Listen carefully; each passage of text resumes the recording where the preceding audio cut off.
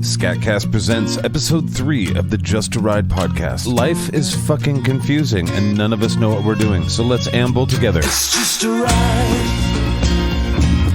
Whoa, oh, it's just a ride. Welcome to the Just a Ride podcast number 3. I'm Zach. I'm Shaiden. And I am Jeff. And we're going to go for a ride on several subjects today, because whatever.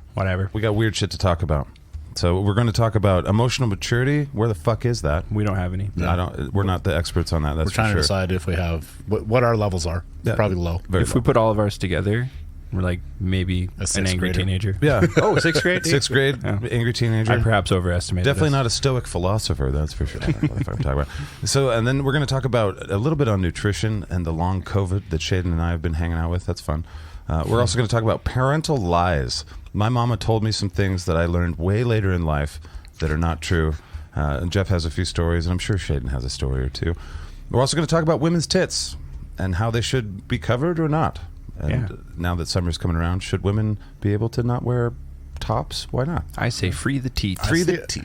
I mean, I see a lot of women that shouldn't have shirts on and a lot of dudes that maybe should. So, Right. you know. There's that. So we're going to do a bunch of body shaming today. That sounds good. We also have TSA stories. We talked about that on SkatCast this week. I have more than just that story, but I'm going to go over that story again, too. We each have a story. Which is about exactly TSA. what prompted this was. Right. Yeah. We thought Your we'd tie it episode. into the SkatCast world. We're also going to talk a little bit about customer service and our empathy towards the retail people of this year generation. We all have different ideas on what retail is supposed to be. Customers are always right. Customer is a cunt. Wrong. Those kind of things. We'll talk about that. And then Shaiden has a little thing we'll end with about what we do with our garbage from space. Things I learned this week. Yes.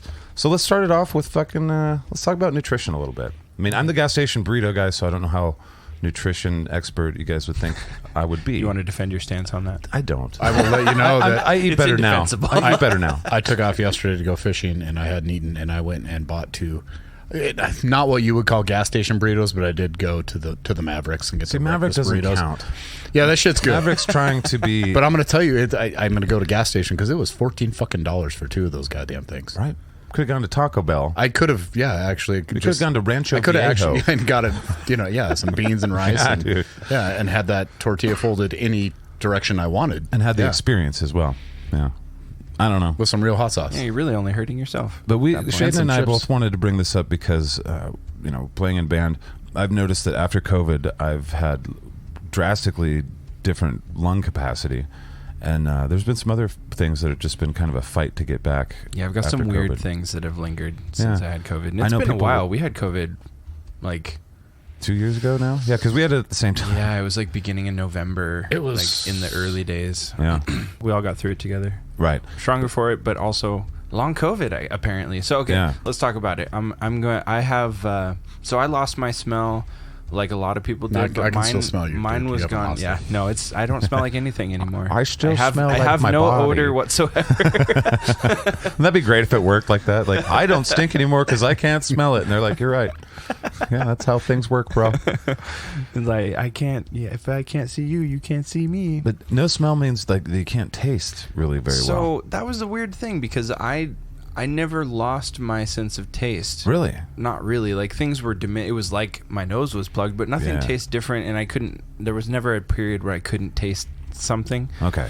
But my smell was completely gone, like to the point where you could hold vinegar under my nose and I could feel it burning my nostrils, but I couldn't smell it. Shit. And that was for 7 months. I had no smell. I kind of was like, well, I guess it's never coming back. And then it did, but it's different now. Like things that I used to like the smell of, Oh, no. there's some of them I can't stand anymore. Like, so gasoline, not that I was huffing gasoline, but, But it even is. when I was a kid, I was like, I love that smell. I'm like, Dad, let me pump the gas because I just want to smell it. And he's Right. like, quit sniffing the gas. Yeah. You know? But This kid's high as fuck on this the explains fumes. a lot about, me as an adult. But, Right. But I can't understand why your sense of smell has been deadened. No. Just exposed to that all the time.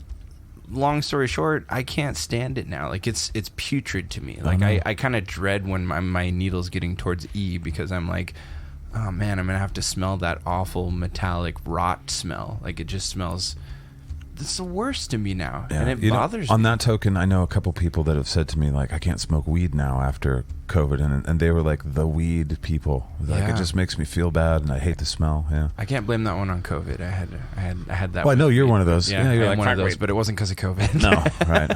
Fuck. But yeah, no, and so cooking eggs too. And I eat a lot of eggs. Luckily, I still like the way they Well, they taste, kind but of- the smell of them when they're cooking They is like smell similar to a it's- wet dog when you cook them. I agree with that, but I it guess, tastes yeah. freaking delicious. Yeah, they are man. delicious. I love dead chickens. I used to like the In smell any of form. cooking eggs, but not anymore. Well, I don't like COVID. I wish I didn't have it. Yeah. And it did definitely. The lung thing for me is a weird one because I quit smoking. This will be my 3rd year this year. And, you know, as soon as I quit smoking, I had immediate lung. Like, we went and played a show in Seattle, and I was like, wee! I was having so much fun. And then, I don't know, COVID took me backward, way back to before when I smoked, it was about there or worse. And it's weird because when I get hot, because we get super hot on stage and we're jumping around and shit, like I'll get in my head and I'm just like, I'm too hot. And you get kind of claustrophobic when you can't breathe that much, and you're like, fucking, this is too hot and not enough breath, and there's people looking, and I'm going to die. I'm going to fall off the stage and I'm die. gonna die in front of other people. Yeah, and so there's just since COVID, I mean, we've only played a handful of shows since COVID, but it's been on my mind where it's a new little mental game. I think all musicians, and probably all people that go out and do things in front of people, it's like you go through these mental gymnastics, like, fuck, I'm not good enough, I can't do this, fucking da, da, da, and all your little weird fears. Now I have this extra one where it's like, not only am I hoping my voice will be there and that I'll remember the lyrics and that I don't break a string, but now it's like, I hope my lungs work. I'm gonna choke on air. Yeah, I hope I don't fucking Can't even breathe right. get claustrophobic from standing in open air. Yeah. It's not always how it goes, though. So you quit smoking. You're like, you made an arguably health conscious decision for Right. your life, and Yep. then what was your reward? Yeah.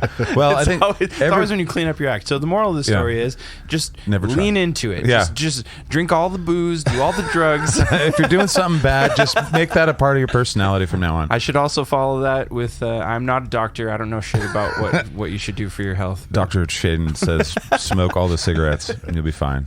I think that works. I'm a doctor like Dr. Schmoggy is a doctor. He has like 17 degrees, bro, but they're in different things.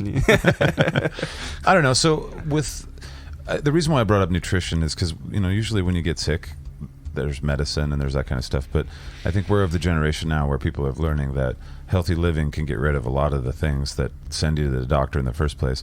And I'm wondering if I've been trying to make my lungs expand more by exercising a little bit here and there and stuff. So I assume I haven't done enough of it yet. I was going to say, you probably got to go past a little bit. A little lot bit of is, yeah, I know. But it hurts, Jeff. I don't like Who it. has the time?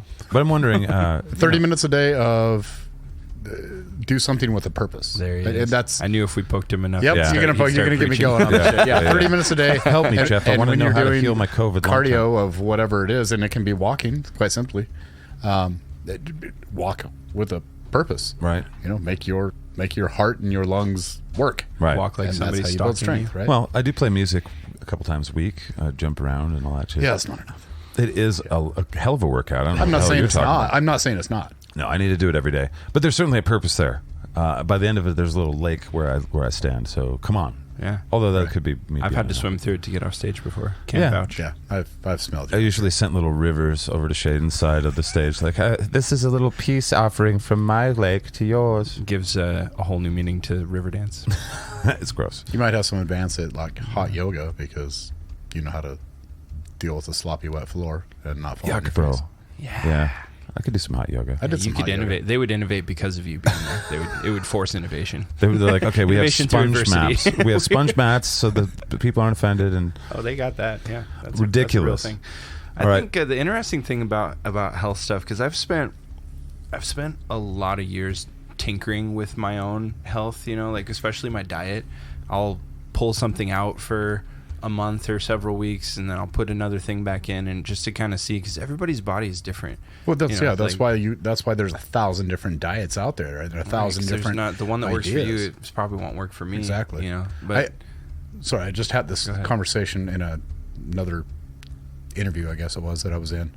And like carbs for me is I have to keep my carbs low. I get fat quick off carbs, and it doesn't really matter what I'm doing, how much I'm lifting, how much Same. cardio. My body just responds negatively to carbohydrates. I need some, but not in excess, or I'll be I would just take a bag of chips quick. and make that a meal, and I can't. Yeah, do that's that a problem. anymore. Yeah, I And could do that until about 39. Well, and that right around also there, gets it's like, into that also gets into the whole concept of, well, yeah, I mean, I only had ice cream 3 nights this week. People don't understand what moderation really is because we're not taught, particularly in this country, which is really a land of excess, right? Absolutely. And in the way that a lot of people want to live. So if you're not being taught what moderation truly is, it depends on what you're comparing it to. If your doctor, you're overweight and your doctor says go have oatmeal, well, you sadly might not be smart enough to figure out that, I ate a whole thing of oatmeal cookies. Those were healthy. They're oatmeal. Right. Dude, I grew up, this is on a different subject, but my mom would tell me like, well, we're going to McDonald's, but make sure you get a tomato. Make sure there's lettuce on that cheeseburger, so it's good for you. It's a salad. And back in the day with the food pyramid, they're like, you need all the bread in the world. You need to eat all the bread. Food pyramid. That's like Awful. the collective lie that all of our parents told us. Totally based on economics. In their defense, they probably didn't know any better, but Right. yeah, we're rocking out. Now we're gonna edit some Interlude. shit. Let's go out to the lobby. Hey there, fellow passengers. Shaiden here. This brief interlude was brought to you by Zach's beloved German Shepherd Kona, who barked all of our earballs out of existence and into the void. In order to spare you a similar fate, we've decided to jump you forward in time just a bit. Congratulations on skipping the dog apocalypse. That pisses me off. I don't know why. I would send my chemicals into some weird plot. I'm like, that fucking dog's doing its fucking job. Stupid just like I animal. asked. That's why I bought that fucking thing. It's to fucking do that. I'm like, but not when I don't want it to. Supposed to do it on my commands. Doesn't it understand the concept of recording podcasts? It's like walking outside in the sun and being like, I don't want to be hot right now. It's like, well, it's the day. You just need to learn. The sun is out. Sorry. Live with the day. Stay in your house. All right. So where are we at? I don't know. Biochemistry. Hooray. Fucking. Circling back, nutrition. My point I was trying to make while the dog was going ballistic was that you have to be mindful of balance. Like if you don't have to have every single move you make be healthy, because too much of anything is a bad thing. I agree. But enjoy your life, yeah. But the other side of that coin, if you do something knowingly that's unhealthy, like say, I drank 3 nights this week. Not good for you by anybody's estimation. Not good for you. Right. But then be mindful of that. Don't drink the rest of the week. Drink a fuckload of water. Take some milk thistle. Clear your liver a little bit. Right. Just like do some. Just be mindful of it. You'd be amazed how far that kind of shit goes to making you not feel like shit. Is just pay attention to the shitty things you do and do things that directly counteract that a little bit. Absolutely. And to credit what you're saying, I mean, I guess I don't have any ultimate goal physically that I'm going after right now, but I did for a couple of years. Like I wanted to bodybuild, right? Yeah. And then I realized, well, shit, I'm gonna have to get on steroids to actually really compete, because I'm not going to compete unless I want to win.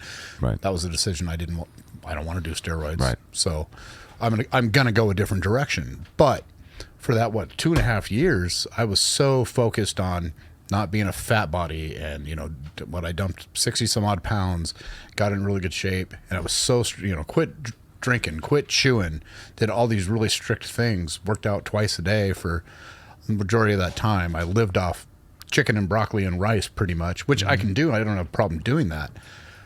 But now I'm at that point now. It's like, I'm going to do that most of the time. But like even this weekend, I have a camping trip coming up. For the next 3 days, I'm going to enjoy some s'mores and maybe have a drink. Right. And eat some greasy, nasty, lips and asshole hot dogs. Right. And enjoy it with all the crap on it, and maybe some chips for 3 days. But then I know myself. I know that on Monday, You'll I'm be going able to to shut be that right back in off. the gym and doing what I'm doing and drinking my gallon of water and Right. taking I even take all my vitamins and stuff when I go on trips, because I'm weird like that. Yeah, you should.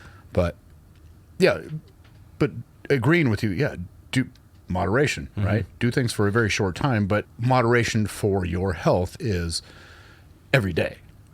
That is moderation. You have to do some sort of cardio for 30 minutes a day. It is also very wise to do some sort of resistance training where your muscles get tired and worn out 30 minutes to 45 minutes a day.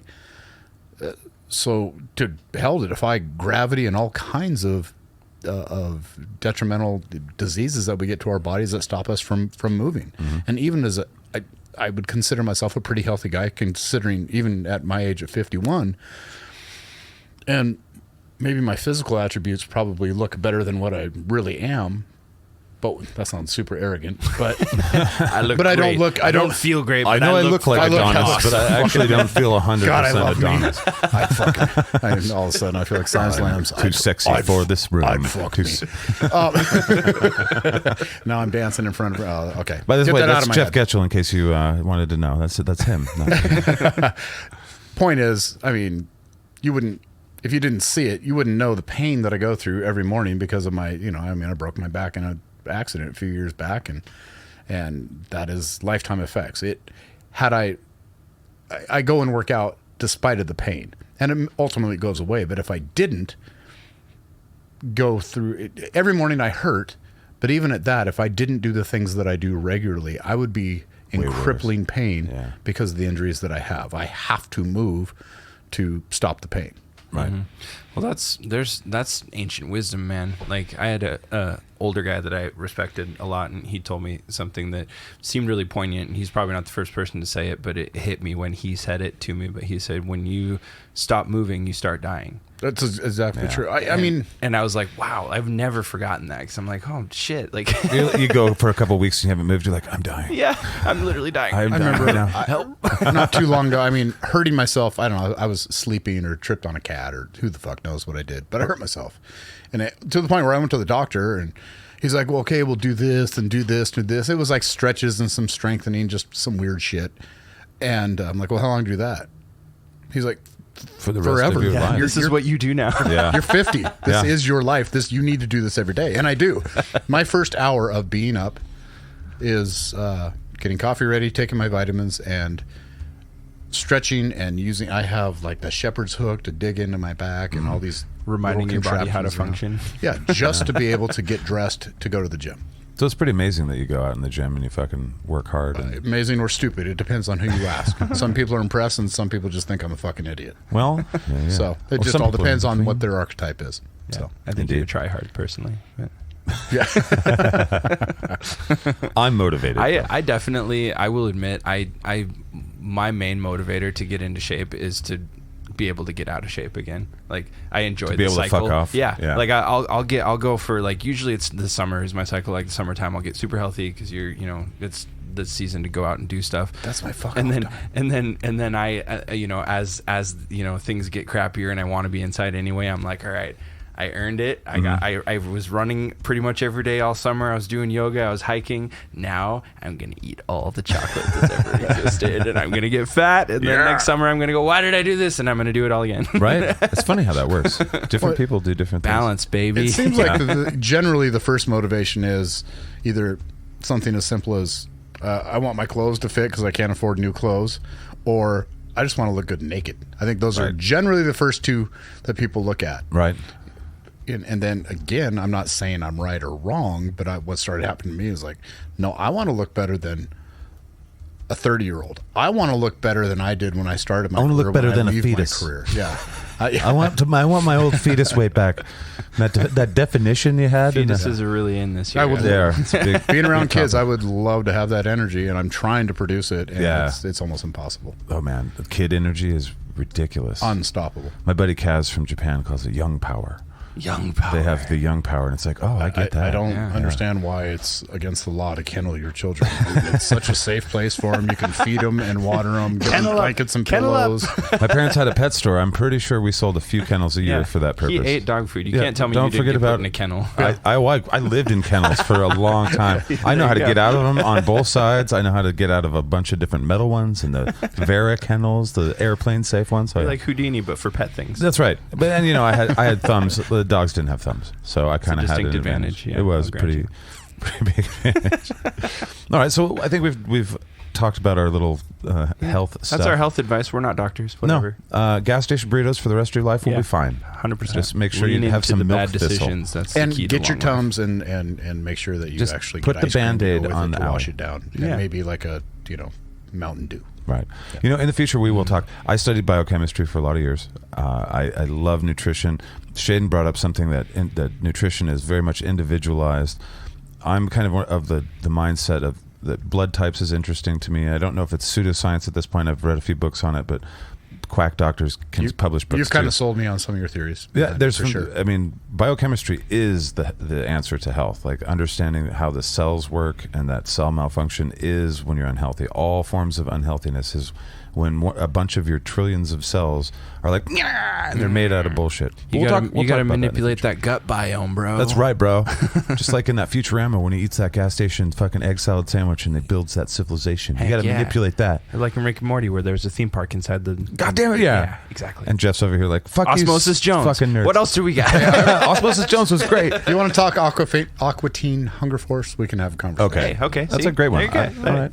It is Man, the look at crazy him voices stepping that up. bind us. So now let's talk about. I brought this up just because it's been on my mind since fucking 2015, but it's emotional maturity. I don't really have anywhere to go with this. I'm not sure how long we'll talk about this, but the idea is that everywhere I look, that's the problem. No matter what it is that's political, social, no matter what's happening, it seems like the conversation is ridiculous because the people that are having it are emotionally immature.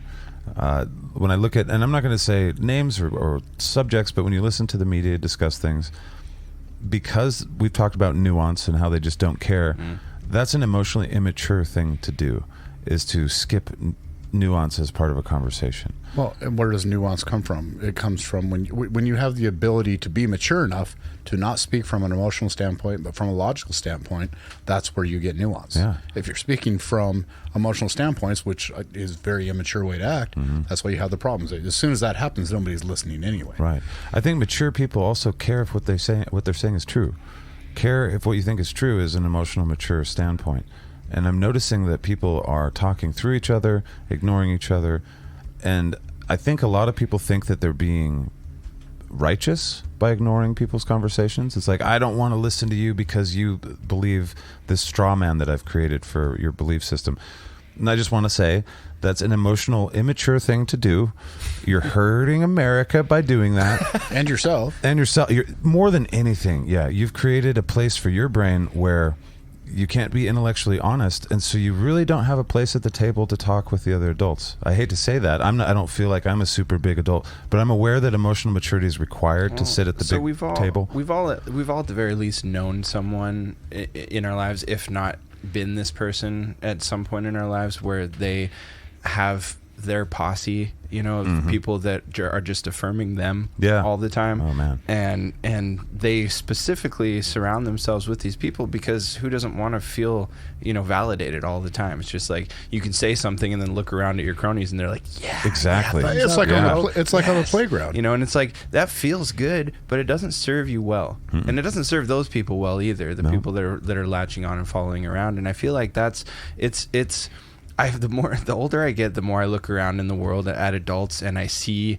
stuff that I saw on the playground as a kid, and it's just higher forms Festered of that. into. It's just more of the same shit. Just we've just figured out more complicated adult ways to rationalize it, but it's the same shit. And that's what I feel like you're talking about when you're saying, you haven't allowed yourself to develop the emotional maturity to be able to talk to somebody who disagrees with you, right, from a rational standpoint, even maybe, and go, instead of shut the door on their face, you go, okay, well, let's examine that. Yeah. Well, one of the fun parts of life is hearing other people's ideas. Like, that's one of the things that's suffered over the last several years, is that we're not interested in people's ideas because who they might be associated with, or what letter they have by their name.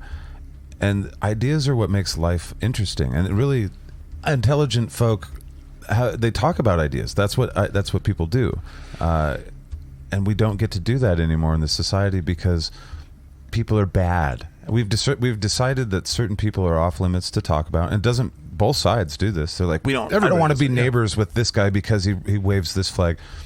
It's so emotionally immature that it feels like we're at that place where a very powerful totalitarian mindset could come in and fuck with us in a weird way. I mean, that's totally conspiratorial, but because we've weakened ourselves to the point of, I don't care if I'm right or not, I just want to yell, or I just want to be on a team.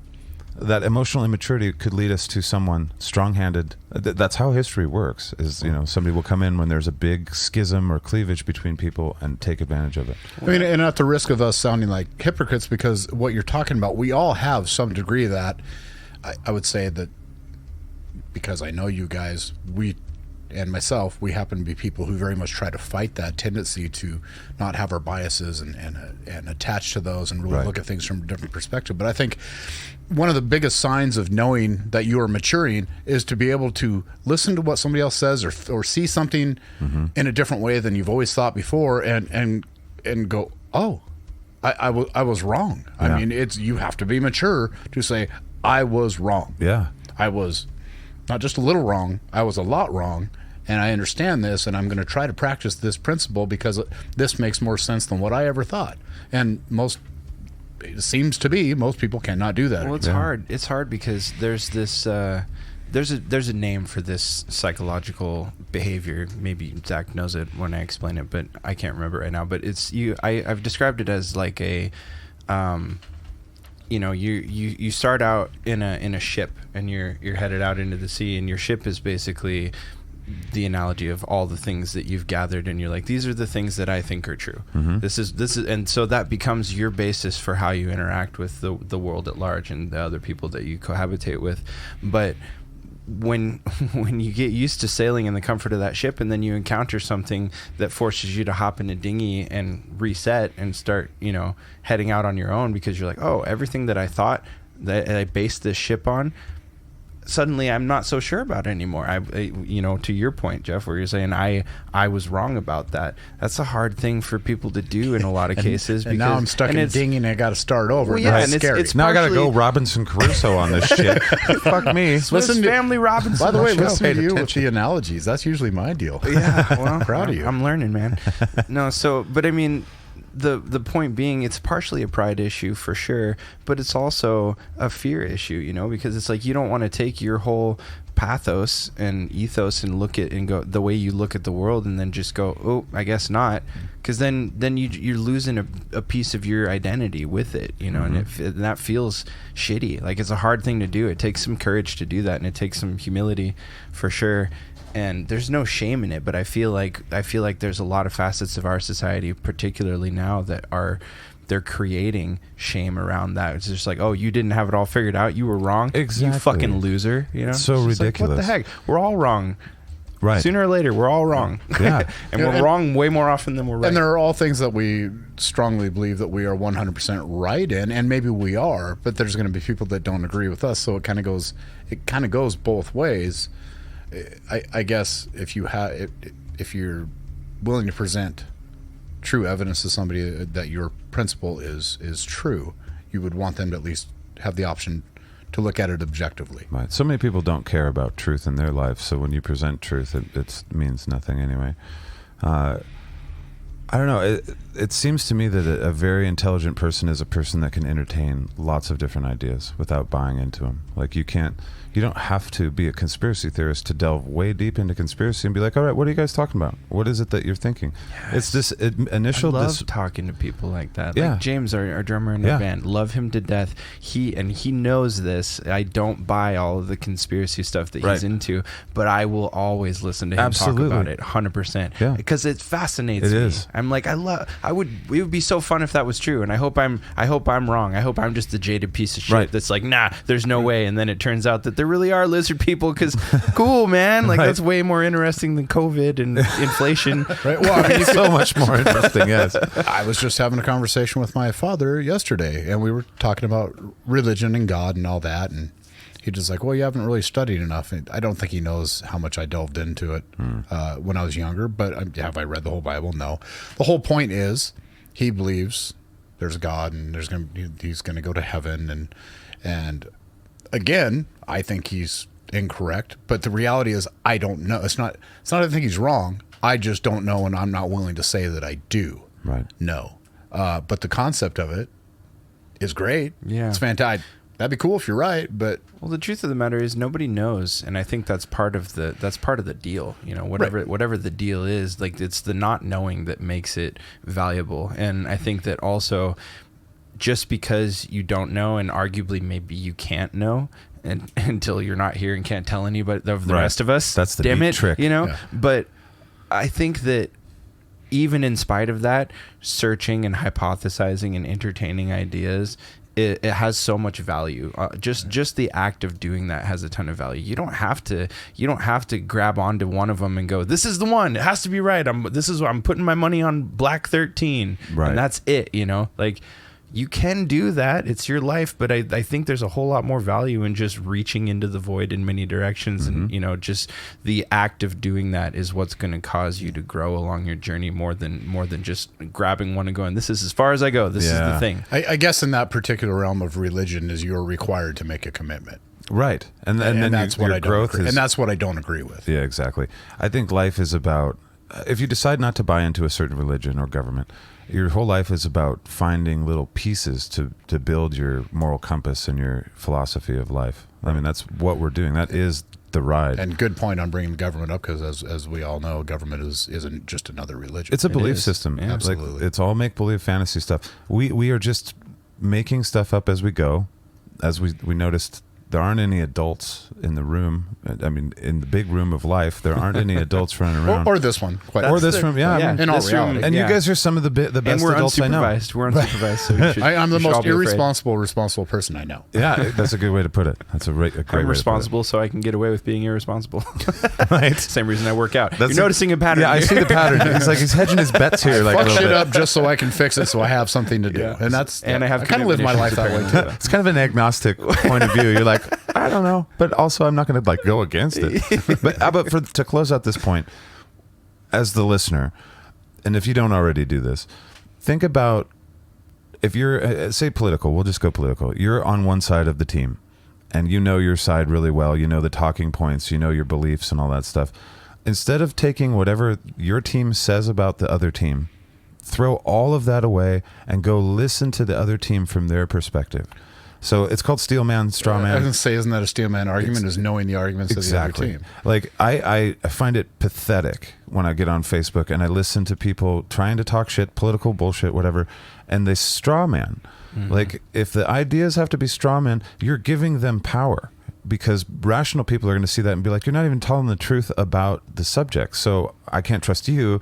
And you're making the other people look better because you're lying about them. Steel man every argument and you'll be way better in life. Because if you don't agree with Republicans or Democrats with their argument as it is, as what they believe it is, so be it. That's disagreeing respectfully with ideas. If you disagree with them because you've never listened to him before in your life, like if you hate Joy Behar because Fox told you so, or if you hate Tucker Carlson because CNN told you so, but you've never listened to those people, you're being manipulated in the most basic dumb fuck way. And there's no respect for you in the adult world if there is adults. But when we're talking about ideas, we can't listen to your opinion because you haven't taken the first step, being intellectually honest, striving for emotional maturity and saying, I want to know exactly what their point is about this topic, not the bullshit, not the propaganda, not the hyperbole, exactly what they believe, and I'm going to empathize with them. If I was them, would I believe that? And that's the fucking goal. So I'm challenging you guys, try looking at the team you disagree with 100% without the bullshit that you believe. Listen to them say their points. And, if you walk away after, and don't do it for an hour, and, don't follow what I do. But what I used to do when I worked for Time to Suck, I had a half-hour drive to and back. I would listen to NPR in the morning and listen to all the stuff that they would tell their folks. And I would listen to Fox or Ben Shapiro or whatever on the way home. The difference is fucking insane. And I thought I was in La La Land because they see things differently. It's just a very interesting thing to do with your mind. You start to realize that people have different priorities with their morality. They're not bad people. They just prioritize their morality differently. And it starts to make it so we start to see the similarities between people more than these things that are superficial, the straw man fucking arguments that this guy's an evil person because of what they believe. Yeah. You'll find that there are very few evil people in the world. It's just your mind is being manipulated by people that prey off of you thinking so poorly. Well, and I would add to, I agree with pretty much everything you just said, but Well, then we're both getting shoved in a gulag. Yep. But I would add 2 points to it is do that and don't be afraid of doing that. Like, I think if you're, it's not going to get on you and change you necessarily, you know, to listen to an opposing view, you know, and if it does, you didn't hold your view very closely. Correct. Anyway, if you know, you are so you're not losing that much. But then, and the second thing I wanted to add to that is try to steer clear of anything that's presented as an absolute. Good, bad, or indifferent. If it's absolute, it's probably not going to serve you well in life. Like, you know, like you touched on, you know, if your side paints someone or something from the other side as the enemy, period. There's no room for negotiation. They are the enemy. That's the person telling you that is probably a more likely candidate for who your enemy really is, you know, because they're absolutes. They really don't exist in the life that we're living, that we're sharing together. No, the more information we have about anything, the more we realize everything is a spectrum. There's just so much differences. Yeah. Even going back to simple diet. That's why one diet doesn't work for everybody. Yep. Right? Yeah, we're little snowflakes, is what it is. We're all individuals. We definitely are. We're But we little are. nuanced snowflakes. Right, but be better, fucking snowflakes, by being emotionally mature. Be aware that emotional maturity is important, and you should be able to balance other ideas that aren't the ones that you believe in without any problem. It should be very easy for you to listen to someone else's point of view on the world, and it shouldn't. Maybe it will trigger you if they believe that puppies should be, you know, slaughtered and we should have parties with dead puppies everywhere. I guess you can be against that. But at least I get it. if they have a reason to believe that, at least tell me what your reason is, and I Exactly. might understand, even though I don't agree wholeheartedly. Exactly. We don't have to pretend we're Batman in every fucking situation and every person that we meet about every topic. And that's what it seems like we're doing. Yeah. So that's my little take on emotional maturity. Where is it? I don't know. I've never seen it in our society. I've watched C-SPAN my whole life. I've never seen a politician have it. I will say that is what kind of makes the world enteirtaining. Yeah. You know where I have seen agree. emotional maturity, just to put a little bit of sunlight into this otherwise dreary corner that we're poking around in. I've seen emotional maturity in settings just like this, where it's people sitting around on a much more individual basis that don't necessarily have an agenda. They have ideas that they hold and that they believe in, but they're not trying to gotcha. They're not trying to, you know, necessarily even change your mind, but it's like, let's just pick this apart and figure out where we agree and where So we much don't. better. And then we'll walk away from it and think about it. And that shit exists. I mean, want it's that easy. back. It's easy to sit here and just go, it's all gone, but we're doing it. Yeah. You know, and people do it. I do it with other people than you guys. Sorry, I cheat on you. That's all right. It's all right. But it used to be Yeah. on TV. Yeah. That's the thing that's weird. It used to would be be in nice school. to have an example Yeah. to follow at the very least. It feels like we've decided to be entertained more than who informed. watches TV anymore, man? We got YouTube and podcasts. That's what I mean. But we were so into entertain. There's 1,000 ways to be entertained now, Yeah. and I think we've kind of given up. It's more fun to be entertained than to push against your chemicals, where it's like, I don't like this guy because he believes that, but it's probably good for me to learn more about what he's saying.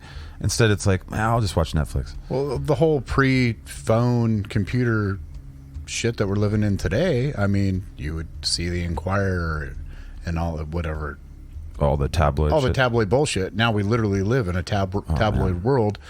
Everything is a tabloid coming into your face all day long. It's weird because we watch people. I say this almost every fucking time I have a microphone, but we love building people up to tear them down. I'm so obsessed with that because so many of us, including ourselves, we're striving to win in life. We're striving to reach goals and to succeed in things. And really, the whole world wants to see you win so that they can kick you in the knees and watch you fall. I mean, And you just have to get used to knowing that that's how the world is, and it's kind of weird. You're just like, oh man. the music industry is huge in that. Oh, I mean, man, big bands time. like Nickelback. Yes. I think, have they ever written a song that wasn't a hit? I don't know. That's a I don't good know. question, And right? everybody, no, I hate Nickelback. Fuck Right. that. I love Nickelback. They're Right. awesome. You know why? I like sticking up for Nickelback. I am old enough that Hey, we if it lost sounds all of good, our listeners. you know what? Fuck you guys. SkatCast has doubled down on Nickelback I a agree few times. with you. I think if you can't see some value in Nickelback, you're an asshole. Seriously. It's just Like- one example. Obviously, they're talented and that are doing very well. Yeah. You know, They're not or- my favorite band, but they're good at what they do, Listen, man. But listening to Like- the critiques of what they are, it's like, well, they got nothing original. It's like, have you heard the Beatles? Like everyone copied the Beatles from Beatles on. It's just been copying. We only have so many chords. What the fuck are you talking about? And it's like you can't deny the guy has a voice that is unlike 99% of vocalists out there. It's like this guy's voice is powerful, it has a high range, and He's a great producer. It's like if you get too good, you have too much success, and maybe how you handle it. It might be a little bit of luck on how you handle shit. Like Creed has, and Limp Bizkit, they kind of doubled down on be the douchey part of the 2000s, and it was like people were like, nope. But you know what? I still love that shit. Like I said, I'm old enough now. I don't care what you think. If I like it, I'm going to turn it up and listen to it, and I'll put it in my headphones. The things that make my nether regions tickle, make them tickle. I don't care if you don't like it or not. Right. Nickelback makes it tickle. 2.7. Right. You know, it's like I hate AC/DC now. They're really going to go away. But you know what? That doesn't mean they suck. I just got tired of their music because they're played every hour on the hour for, you know, over 30 years of my life. I'm done with it. I want to do something different. I'll pile on that, man. I feel like if you've heard 3 AC/DC songs, any songs, pick 3 songs. You've heard AC/DC. Do they have more than 3? You know what I mean? Like, that's exactly what I'm saying. Like, I'm not saying AC/DC sucks. All I have to hear is like, if that's what you want to do, hey, dude, I'm that guy, man. Sometimes I'll hear a song and I'm just like, I want to listen to that song on repeat for 3 days straight, and I will. So like, I have to imagine that's the charm of AC/DC for people that they're like, I want to listen to just that on repeat all the time. I'm okay, cool. If that, it doesn't suit my brain, but if it when I was a kid and I discovered AC/DC, and everybody was like, you gotta hear this, they're so great, and I'd heard one song. I was still discovering Metallica and shit, and I got Razor's Edge with the Thunderstruck song on it. I listened to Thunderstruck. I never even listened to the rest of that album. I listened to Thunderstruck 17 days in a row, 4 months in a row. I don't know, who knows. So yeah, I'm that. I'm so pumped. But now exactly. I was pumped the whole time. I'm sleeping. I'm pumped. I'm fucking woo. But now I don't want to hear AC/DC. I've always anymore. been a musical weirdo, man. When I distinctly remember when I was in elementary school, my dad gave me a cassette Walkman with like one of the crazy bright fluorescent orange pair of like headphones, you know, like the over ear, and I'm walking around at recess listening to Lou Bega on cassette tape in elementary school. Fucking A. And like all the other kids are like playing soccer, and I'm just like walking behind the backstop like 1, 2, 3, 4, 5. Everybody in there. I remember my teacher took it from me one time, and it was like that song, and they were just like, why are you listening to this child? Your age is single digits. You don't know what any of these about words having mean. Women in different area codes. I got lots of milk mamas. I'm like, I just like, it's a bop. All right, so emotional maturity, that took us all over the place. Yeah. I hope you guys will help me stay honest in my emotional maturity, and I hope you guys will try that little experiment. Look from another perspective at people that you think you fucking very hate, drastically disagree with. But let's move on. Let's talk about parental lies. We kind of touched on it a little bit. I guess I'm throwing my mom under the bus on SkatCast on every show. So I do have to say that my mom led me astray. She can't defend herself. If I talk trash about my mom and she hears it, I'm going to hear it. She can write a letter. My mom can possess me in my nightmares. I don't know. People believe that stuff. I don't. But you brought this up today where it was pretty funny what you said. I'll have you talk about it with your dad and his twists. Yeah. But basically the premise is that, you know, you go through life thinking a certain way, and I'm sure all of you have this, where your parents told you something, maybe it was an old wives' tale or it was something important, and they were just telling you that thing just to get you out of their hair, and it stuck with you, and you find out when you're 40, 50 years old that it was all bullshit and that you were annoying to them. Yeah. Okay. So go ahead and start that. So I guess I should start that. I mean, my dad has been the one consistent person within my life, and going outdoors and hunting and fishing has always been a really big thing. And as a parent, I guess you don't recognize that your kids actually are paying attention to what you do just because they don't listen and do the things you want them to do. They pick up on all the other shit, for sure. Mm-hmm. And one time we were out fishing. I mean, I was young. I was probably single-digit age.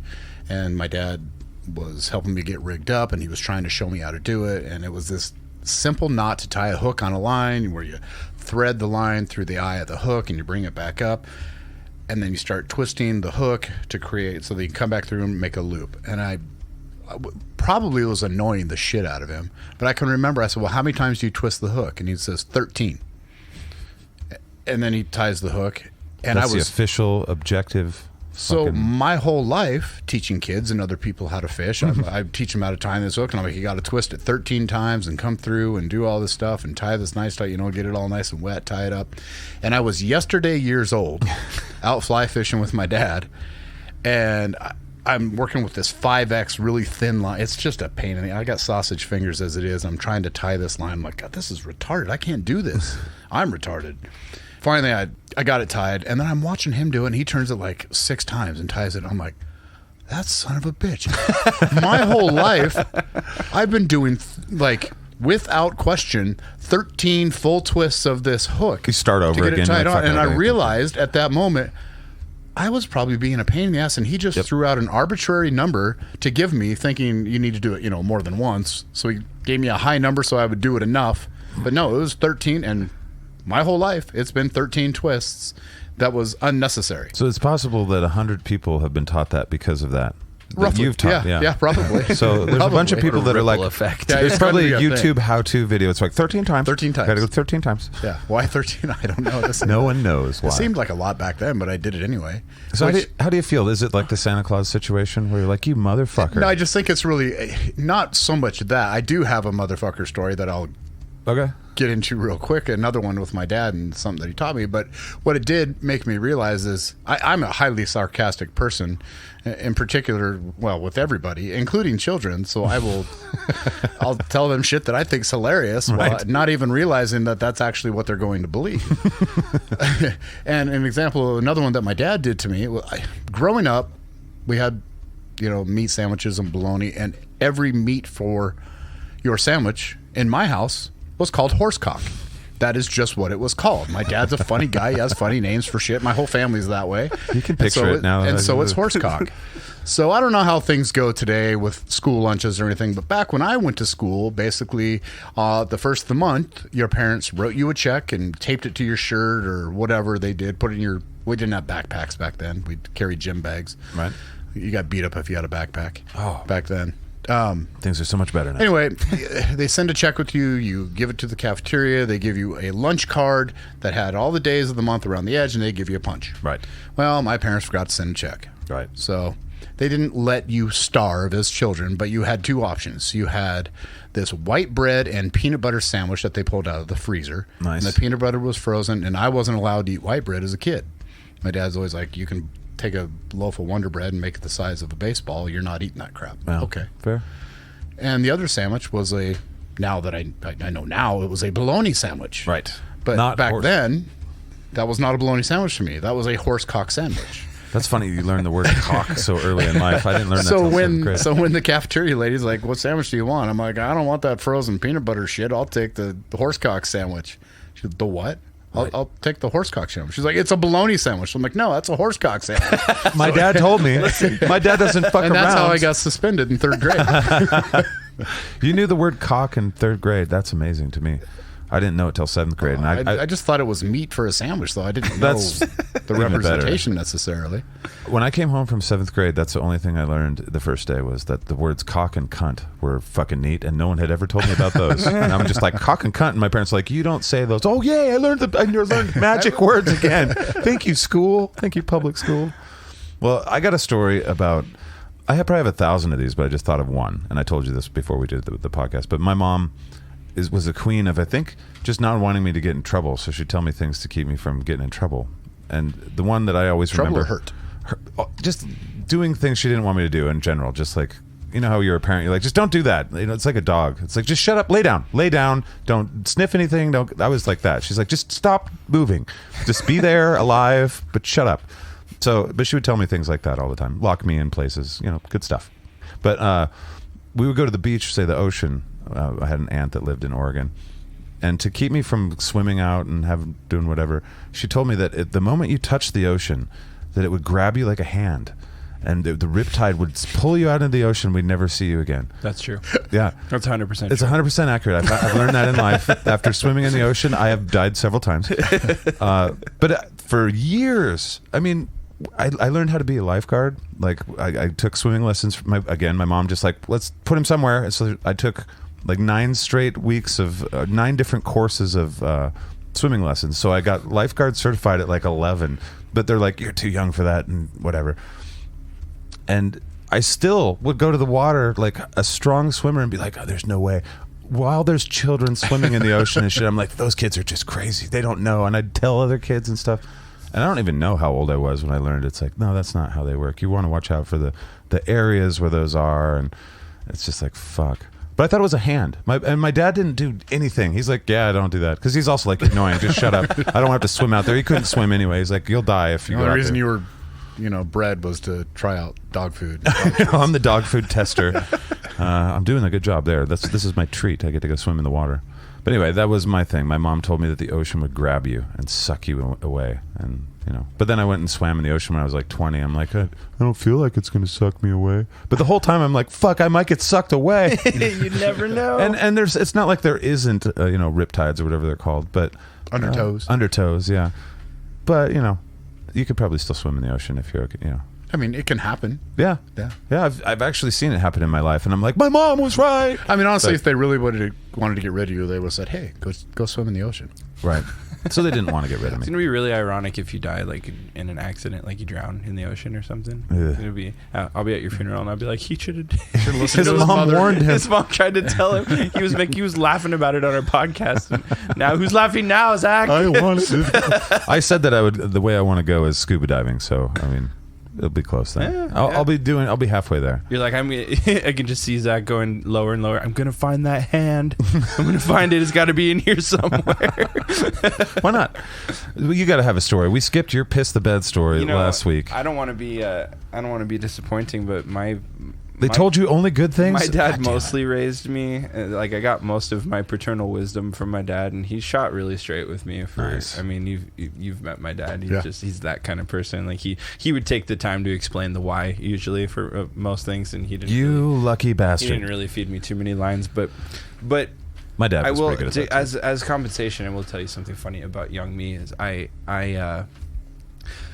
really hated having to ask why things were the way they were. Like I would do everything possible to try and figure it out before I would ever ask anybody, and it led me to hold some beliefs like way longer in my life than I probably would have if I would have just asked somebody. Yes. Prime example, I went until I was probably 8 or 9, maybe if I had to guess, believing in my heart that anybody who had darker skin than me was that way because much like when you leave bread in the toaster for too long, it gets darker and eventually gets burnt. I thought, well, they stayed in the womb for too long, so their skin they got burnt, And I was just like, I would see anybody with darker skin than me, and I'd be like, ooh, poor guy. There's a few religions that kind of talk like that. So I was completely convinced of this because like in my young brain, once upon a time, I was just like, bread, people, same thing. Yep. Gotta be. I won't bother asking. hardly a Not going to difference. verify. You're 22. You're like, you've been in the oven too long. Like, no. Yeah, no. And then No. then when you find out that you're wrong about stuff like that, you can't admit it. No. Like I can't be like, Not on a podcast. you have to play it off. You're like, oh yeah, of course. Yeah. So when we learn truths about ourselves where we're the dummy, it can do terrible things to us. That's why, I mean, being honest with yourself is so hard because those chemicals where you're like, fuck, I'm an idiot. I'm like for real an idiot and everyone knows. What do I do now? How do I face being an idiot? They knew the whole time. You suck it up. You get off your ship. Yeah. You get in your dinghy and you start rowing. That's right. Absolutely. It's just a ride. This whole world, if you could plan out your life, it would be boring.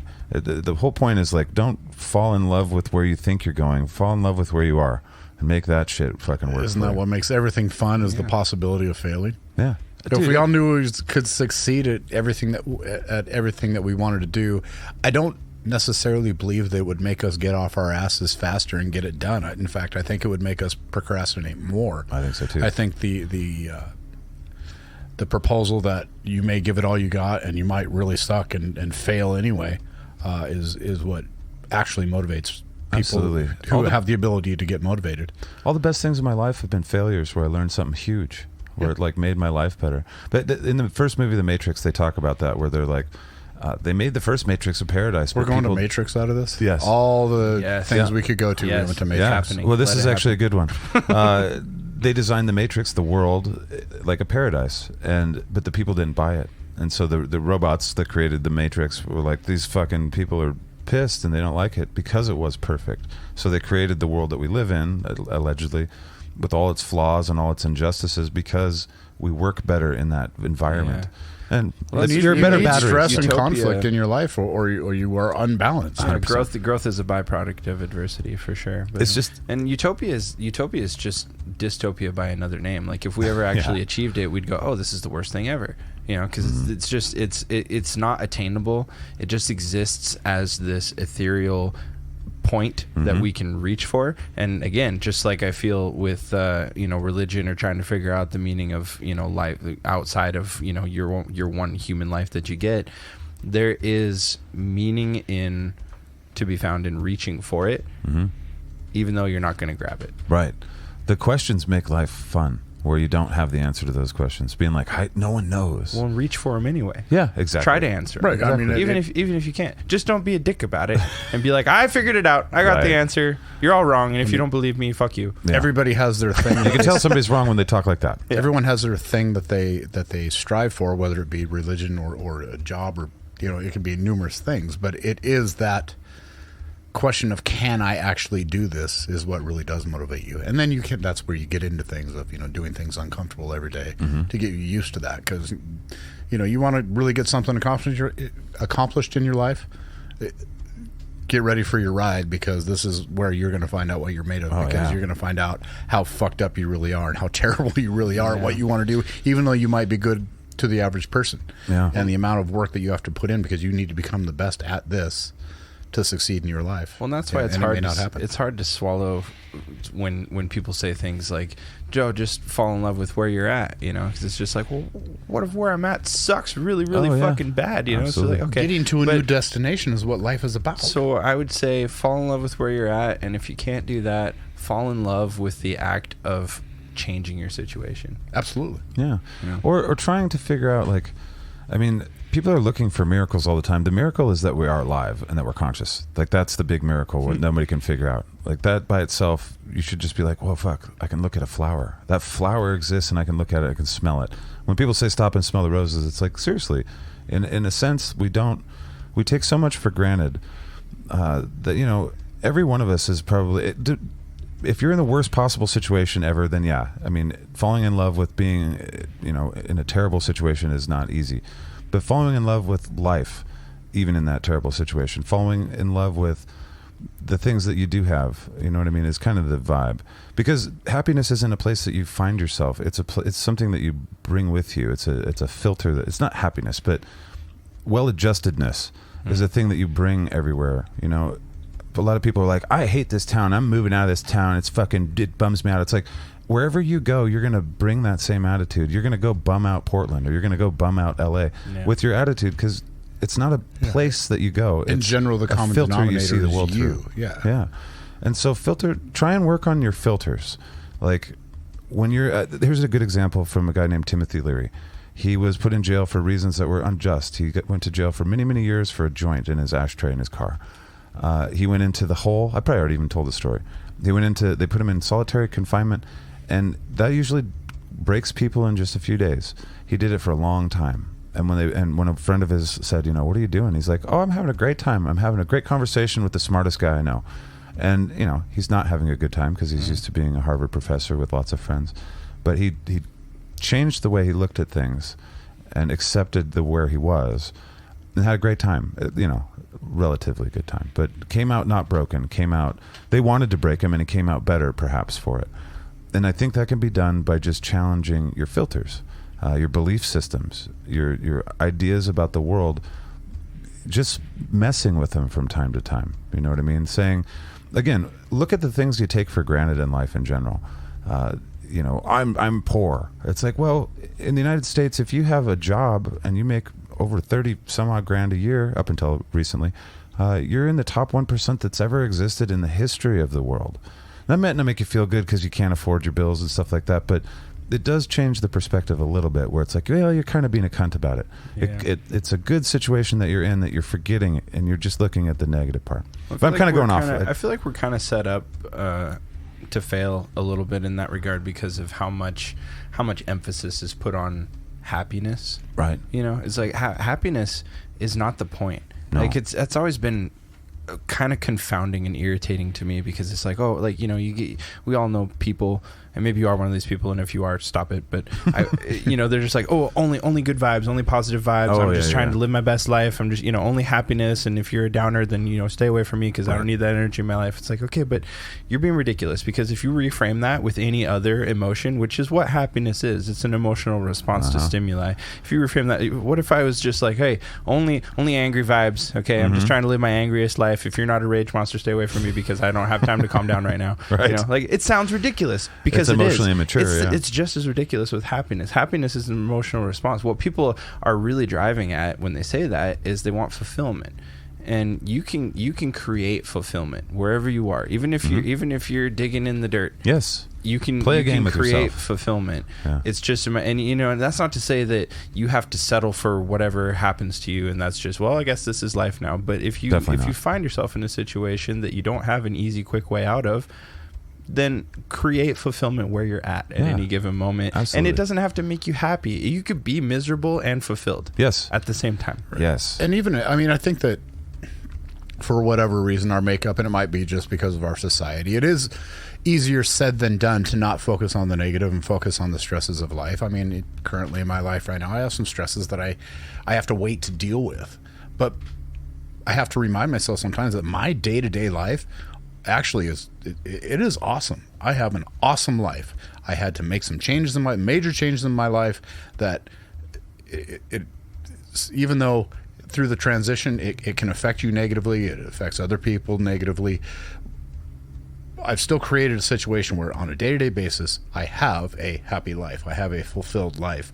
I'm frustrated that I can't get these other things taken care of yet, again, because I'm impatient and I have the resolve for it.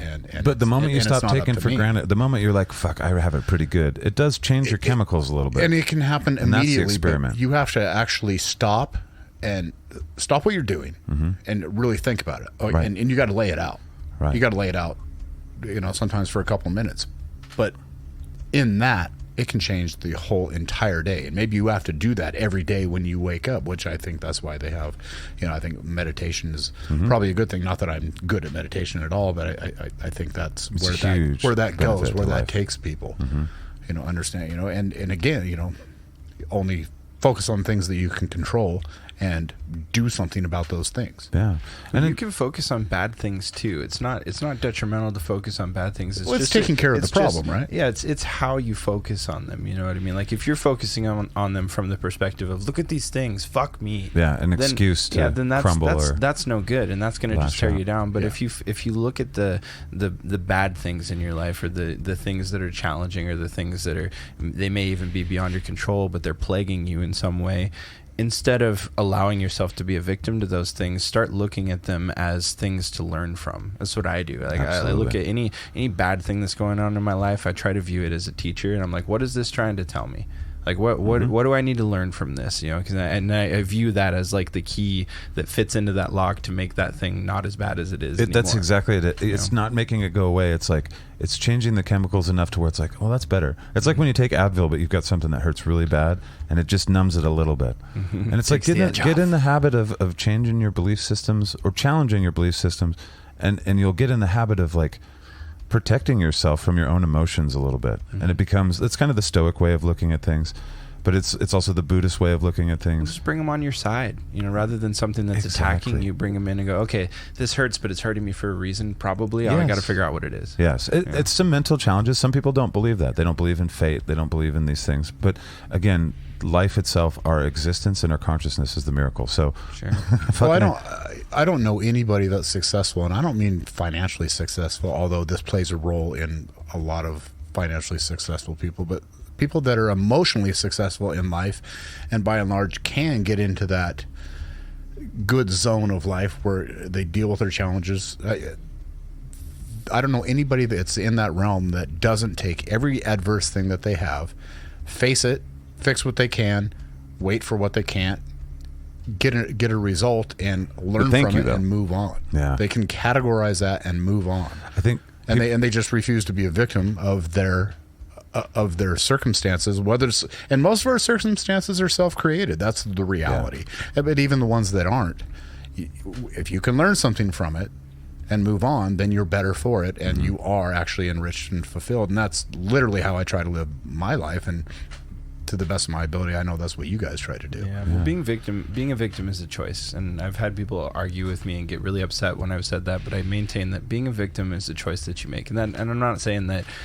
It's not about the physical. I'm not act saying of that. being Oh, that victimized, bad thing it's happened mental, because you yeah. chose to let it happen, and it's your fault. That's not what I'm saying. I'm saying the way that you choose to respond to horrible things that happen to you. That part is completely within your control. So if you are existing in that point where you look at something and you go, oh, I didn't deserve for this to happen to me. I didn't earn this. This isn't fair, and I'm just gonna cry about it, or I'm just gonna inflict myself upon other people rather than try to apply myself to the issue and see if I can make it better. That's choosing to be a victim, and that's 100% in your control. It's in my control, and I've been there. I'm not coming. all been I'm not there. coming from a place of I'm perfect. I'm never choose to be a victim. It's hard to turn those chemicals off. I've definitely. I think we all deal with it. Quite frankly, on a daily basis to some extent. Sure. Yeah. It's how you process that, take your time, and there's some days are better than others. I have shitty days, Exactly. Yeah, just like anybody else. I didn't deserve to get as fat over this winter as I did. So. It's a metabolism thing that happens as we age. It's like, I didn't eat that many donuts this year. What the fuck? All right, now let's talk about the TSA. The TSA stories. We all have invasive and or ridiculous story with the TSA. Mine is out there as of this week on Inside My Mind, so I won't really go over that. Basically, a man stared right into my eyes and did the things that only my girlfriends, my wife, and a doctor have done in my life, and myself. And He said, "I love you." He said, "I love you," and he spit on his hand. No, he literally was like, "Take my belt." He's like, "Take your belt off." I was like, "Or undo your belt." And I was like, "Whoa!" I mean, there's a bar over there if you'd like to. We can do this slow. But I mean, drink first. Is that what you meant? That's exactly what I was thinking. And his hand just went right in, just cupped, and he looked right into my eyes. And it was like a date. It was Did like he linger? He lingered. He lingered. He lingered for sure. Like how many heartbeats are we talking? I will say that time kind of slowed down for this moment where it's like, you're not my doctor, you're not my wife, this is strange, you're an employee of the government. And yeah, it was weird. So the eye contact is what did it. And there was a snicker in there. He molested you. Yeah, he did. Are you okay? No. Should I bring up the teddy bear so you can point at it and show me? I'll show you exactly where on the teddy bear. I just said it's a whole ball and dick area. And there was a finger that kind of grazed the chode. I think he wasn't even caring about the chode. He just was going for the balls. But just the eye contact. And then for some reason he's like... Did he wink?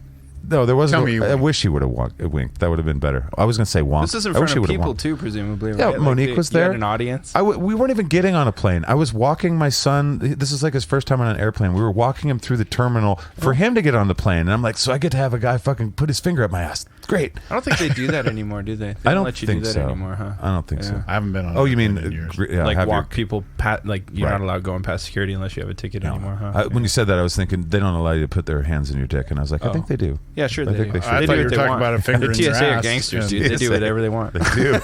They got no bones about it. They will touch your cock and look you right in the eyes. I thought you were talking about a finger in the ass. I'm like, what flights have you taken? Did that. Well, that happens if you say bomb, which leads to your story, I think. Yeah. So speaking of saying bomb, We all know that Gets you're not to the supposed to punchline. do that in the airplane. so this was years ago. I was going to Las Vegas with one of my many ex-wives, and Don't sugarcoat it, bro. and I had just had an ankle surgery, so I had this big air cast on my leg, and it was day 2 of when TSA started to physically search your person. And I can remember watching the news the day before, people being just funny about it, going in bikinis, and people were pissed. And I'm like, oh, just my opinion of it at the time, watching it, I'm like, just get the fuck over it. Just do what you got to do. Libertarian. Do what you got to do. I know. Bad. But I'm like, it really isn't, because it's part of my job is, Right. Frisking people, searching people. And I'm like, I do it all You day can long. empathize with it. You're like, make it easy for them. Just spread your fucking legs. Yeah, You know how hard it is to search somebody that doesn't want to be take that out of searched? It's not fun, And then you touch parts you don't want to touch. So, yeah, I just kind of thought people were being a little hyperbolic about it and being ridiculous. And Which I recommend doing if you don't like the laws. Go ahead. yes, right. Well, let me finish my story. So I go through, and I've got this boot cast on, and of course I go through, and then they start doing the search on my body and patting me down and running their hands on me. And this dude is I realized that they are not fucking trained on how to search people. Right. No rhythm to it. Nobody knows. Everybody's that, doing it people that do different that for a living. Well, I started counting how many times this dude groped my balls. And on time number 6, he was down on his knees, groping my balls and my non-casted leg. And I finally it came out. I'm like, if I was going to have a fucking bomb, it would be in the cast. Oh, he said bomb at the airport. I was so fucking irritated. So you did know about the finger in the ass then? This was like a went up there. 6-7 minute ordeal. Next thing I know, I'm getting moved into another 6-7 location. minutes of him patting you down. That's milk. It was. Yeah. He was. I think I could take care of myself. I think in he was that trying to just figure out happy how to ended jerk bad. me off through my clothes, but he just couldn't quite figure out how to do it yet. Anyway, couldn't find it, or what was it? He couldn't figure out where it started and where it ended. Is this a leg? Nice. Yeah, they don't call me tripod for nothing. But Nobody calls you that. We know. We're your friends, goddammit. Not one of your friends has called you that. All right. anyway, so yeah, next try thing I know, getting your I'm own getting nickname. moved to another Tried. location. There's like 4 or 5 more security. Then the airport police start showing up. Happens to be a day that at the airport, I don't know any of the police that are there. They're bringing out swabs. They're checking my cast, checking my hands for, I guess, Bomb stuff. gunpowder residue. Yeah. It was After a that guy touched my dick, he was 45-minute like, "I now got to look for bomb stuff." Like 45-minute dissertation. And I finally I was just talking about how shitty you are at searching people. You basically molested That'll make it me. better. Insult them. That'll get you out of there quicker. Yeah, I love that. Just like you loved that when you got insulted. Yeah. I pay your salary, motherfucker. Oh yeah. Well, technically I do, and you don't have a job, so technically Right, I I work pay at my a own discounted salary. rate. Yeah. Yeah, so I mean, ultimately I got on the plane. I didn't 6 get bumps arrested. to the balls. Yeah, it was a lot. Yeah, and was it like jiggly, or was It was groped. It was grab on, really checking up there, foreplay? Like- He foreplayed your People, ass. yeah, it was like, You have to what check the is the crease. diameter of each testicle? Yeah, I mean that's legit. could these actually explode right? or not? Are these explosive? Are they cherry exploding bombs or the testicles? balls? What are they? Yeah. So It's like he's telling you later. He's like, you should probably go to the doctor and get that checked out. I felt he's a doing little the lump little in there. Benoit ball thing in his hand. It's like the moment he's like, "Could you turn your head and cough for me?" It's like, God damn it, this doesn't seem like he's like, this I seems do like have- overreach. I do have one turn your head and cough story. We do. Yes. And you were talking about being uncomfortable touching balls. It was when I got hired for the sheriff's office. I had to go in with my physical, once again with one of my other ex-wives. Same ex-wife, actually, as this one. And we're in the doctor's office, and it is time for them to check for hernias. So the doctor's talking, wife's standing to my right, he's in front of me. It's kind of dim lit room. He tells me drop my pants. We're having this conversation. He gets down on his knees, and next thing I know, he raw dogs with no gloves my testicles, and he's pushing and feeling and kind of spreading them out and feeling up in there. Doctor stuff. And we're talking, and then all of a sudden Do the thing where you doctor grab the corners and turn it into a parachute. yeah. Every guy knows what I'm talking about. Yeah, he was trying to shake it out like before you fold a blanket. Linens. And there was this time where the doctor and I met eyes, and then I look at my wife, and she is pissed at me like I did something. How dare you look at me It in the was eye while the most. The moment that my balls were in his raw hands and we met eyes, that's when time slowed down. I got really hot. The room got really dark, and then there was just these piercing eyes at me from my wife, who wasn't a very nice woman to begin with. Fair. And somehow blaming this on me, like I had done something to It's probably cause this you to probably happen. didn't notice this, but your hand had gone behind his head a little bit, and he was getting ready to pull. And she's like, "No, and you're like, "This is weird," but your hand was instinctively just doing what it would We normally already do. looked in the eye. had a full grip of the Right, his hair was- back neck hair. You didn't even insist that he wear protection. It's so irresponsible. You just- just let raw him, just let him hands. raw dog it. Yeah. I love how you use that. That my doctor raw dogged my body. He raw-handed my sack. It seems like a thing a doctor might do from See, time to remember time. when we were talking about emotional maturity? Zero. You know, it doesn't For go all of across our- the board. For all of our philosophy Yes. and trying to be wise, this is who we really I are. didn't say like, "Hey, listen to Mr. Emotional Mature Guy." I'm just noticing that maybe some of us are a little too far on So the how other did it side. end? Did he With a kiss on the cheek. Yeah. I think it ended with me sleeping on the fucking couch. That's too bad, man. Well, all right, Shaiden, it's your turn. You're not going to get out of not telling Yeah, the well, story. I mean, you guys are You said my story has nothing to do with getting molested. Okay, so I well, don't. So we got 2 dick touches and whatever Yeah, this so is. mine was actually only a couple of months ago, but beginning of this year I got a really awesome new job that I love, where I can work from anywhere I have an internet connection, which is sweet. But it also requires me to have minimum of 2 laptops. I prefer 3, but 2, like I have to have multiple computers to do my job, right? So I was like, well, I'm settled enough now. My parents live in Oregon, and I never get to see them for more than like 2 or 3 days in a row because I have to do it over a weekend because of work and shit, you know? So I'm like, I'm going to take my work computers, I'm going to fly down there, I'm going to stay there for like a whole week, like 7 to 10 days, and just actually spend some time, and I'll just work. You know, my dad works from home too, so like we'll just work during the day and we'll hang out and it'll be great. So I got it all figured out, got the best price on a ticket I've ever gotten for that trip, and I was like excited and ready to go. So been a long time. Here comes the TSA. I don't fly very often, right? You know, Right. so I'm like, I figured I know the rules, but I didn't like skim through the pamphlet, so to speak. Right. So I was just like, all right, well, I know I can take my laptop on as a carry-on plus like my bag or whatever, and I've done that before. So I'll just put my other 2 work laptops in my bag that I'm checking, and we're all good. You're not supposed to do that.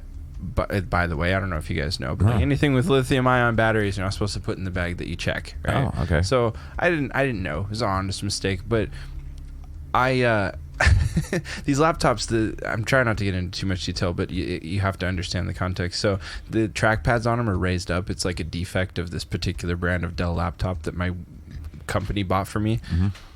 So I get up to my gate all the way through security, and they call me over the intercom, and it's early in the morning. There's not many people there, and they call me and they're like, "Hey, you need to come back to the ticket counter because there's a problem." And I'm like, "Okay."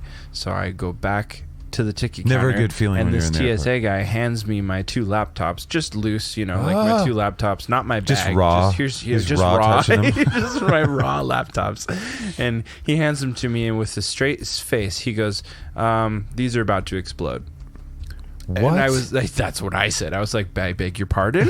Like, Here's some explosives. yeah. Here's your laptops. I made bombs like, out of should I them. hot potato this? Like, no, you I don't want it glass. You be glass. What in the hand me fuck? this bob bomb from Mario. Like, I'm like, what do you mean they're about to explode? Like, they were fine this morning. They've been fine since the beginning of time. None of them have ever even had that inkling. So I'm like, please do elaborate. And he says, well, he opens one up and he goes, you see the way that the trackpad is raised up like that? I'm like, yes. And he goes, that's because the battery is swelling and it's going to explode. So we can't have these on the plane. And I was like, okay, well, I think the battery's in the back of it, but regardless, they've been like that since I got them. I know you don't have to take my word for it, but like they've always been that way. I run the piss out of them for work, and they're not like, it's not going to explode. It's just a defect of this computer. And he was like, well, we can't have them on the plane. And then he walks away. And so I'm standing there with my 2 raw laptops and this vapid young girl at the ticket counter who's just like, what do you want me to do? And I'm like, okay, can you please call the lady at the gate where I just was and explain to her the situation, see if I can take these as a carry-on. Like, I'll just carry them on with my other laptop. Right. I'll carry them. Like, my bad for putting them in the check bag. But so she calls up there, talks to the girl for a few minutes, and then she goes, okay, you're good to go. And I was like, thank heavens. Yeah. So I go back through security. I look like a total weirdo. I bought like water bottle in there. I had to throw it away. Right.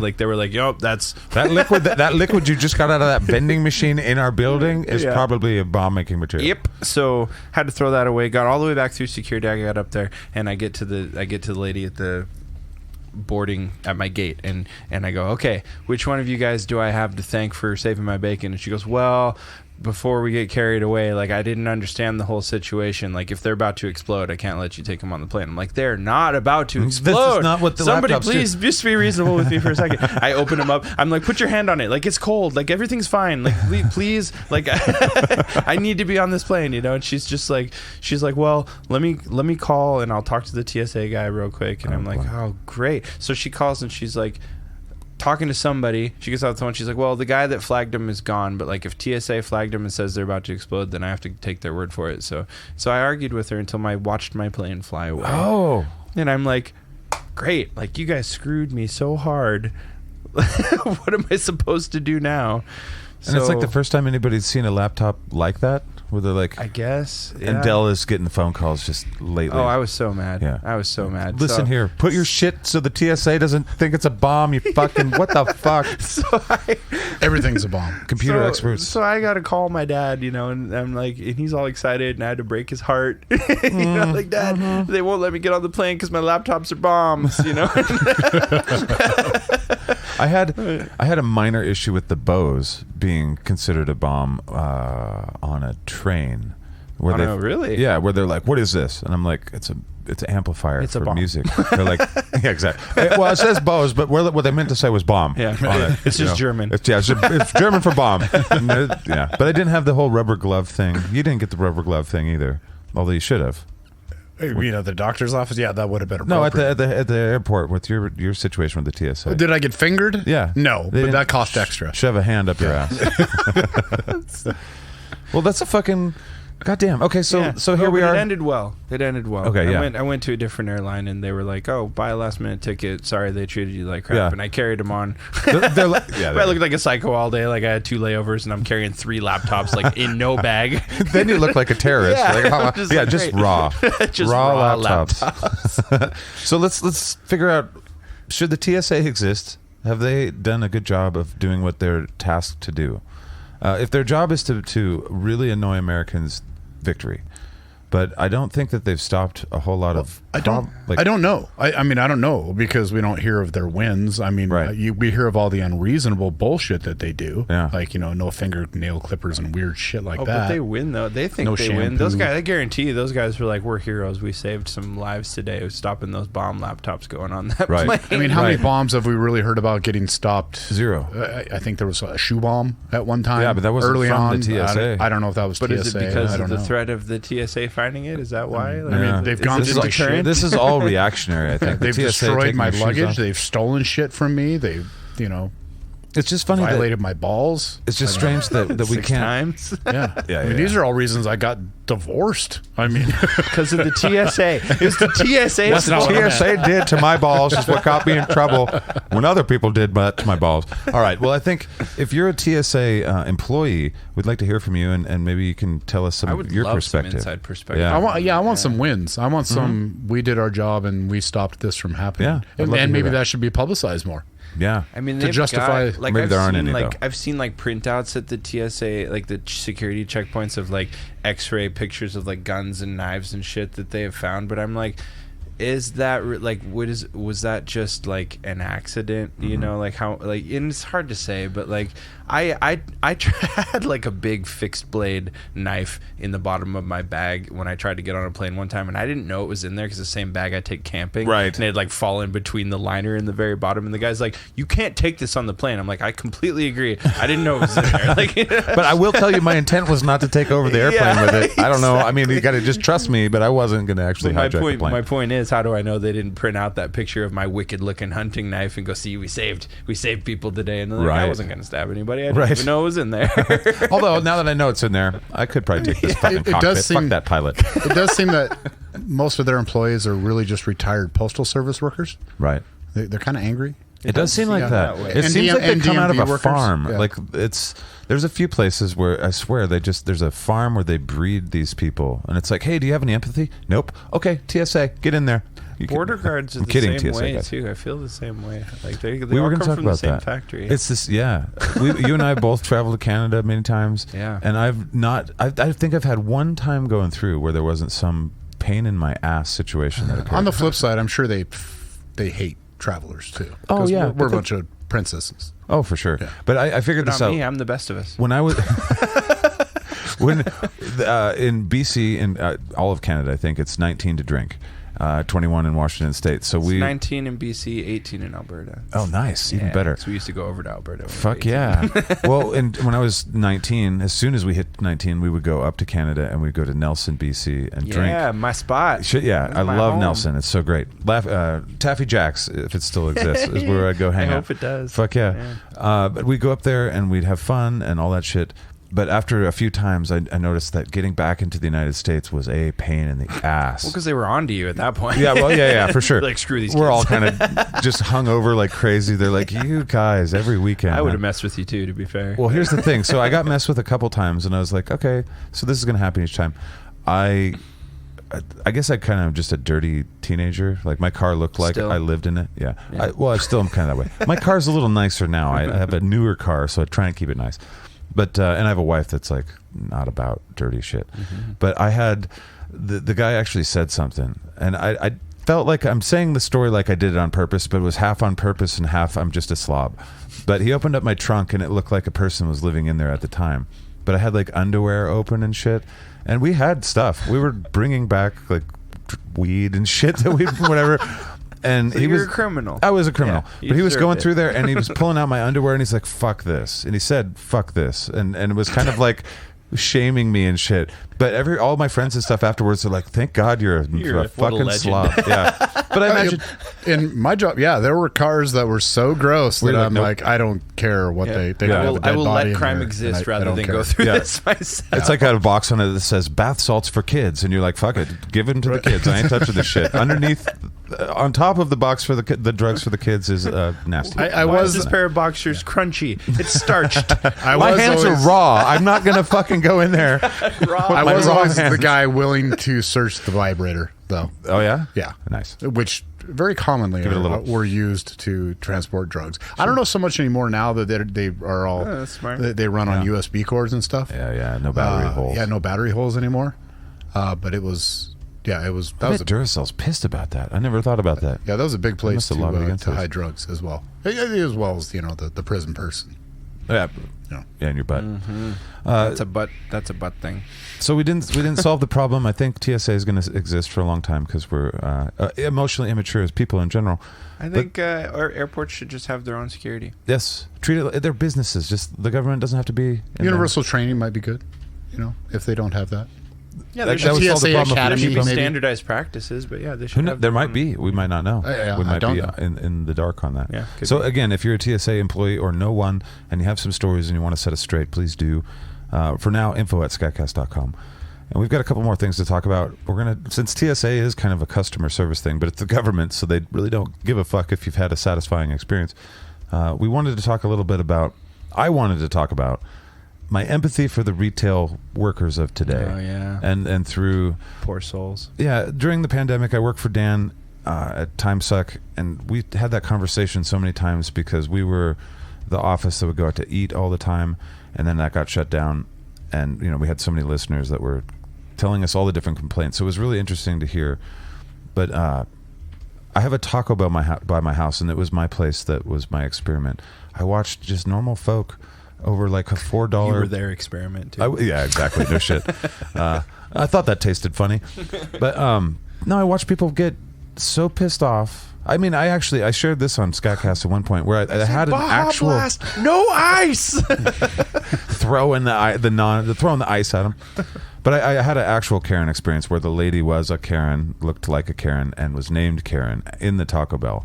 No shit. Yeah, you ever Really? heard- I'll tell this story here then, real quick. So She was named Karen, actually. dude, that was the punchline of the. It was Wow. the whole restaurant laughed so too, and beautiful. she didn't know really what I think she probably got it, but so yeah, blah blah blah. The drive-thru's full. I'm like, fuck it. It's during the pandemic. They just opened up the stores again to where you could go in there. Everybody's masked up and whatever, but So you just took your ace bandage and did Yeah, like 3 yeah. wraps around your face. exactly and my nose. motorcycle guy, scary mask, and went in there. But I went in there, and this lady just acted like a Karen. She was saying things like, I can't believe this line. Can't they move this along? And I'm watching as 2 or 3 kids are working the whole restaurant. It's fast food. Taco Bell's like pretty quick. They are really quick. Like, settle But it down. wasn't this time. I mean, it was wrapped around. It was, again, like just after things had gone kind of haywire in the world. But we were just allowed to go back in. And I was right behind her, and she kept looking at me when she'd say the dumb Karen things, Waiting for some but for me to verify it, Some like to verification vindicate from you, yeah. And I'm just like, well, I don't know. They seem pretty busy to me. And I'm just like, no, I fucking have empathy for them. They are hustling. That guy's got sweat on his face. He's 17. He shouldn't be sweating at all. And there he is. But eventually, at the end, she'd done a bunch of things, and I put it in SkatCast, so the story's there. But basically, at the end of it, we're all just like, this lady's a bitch.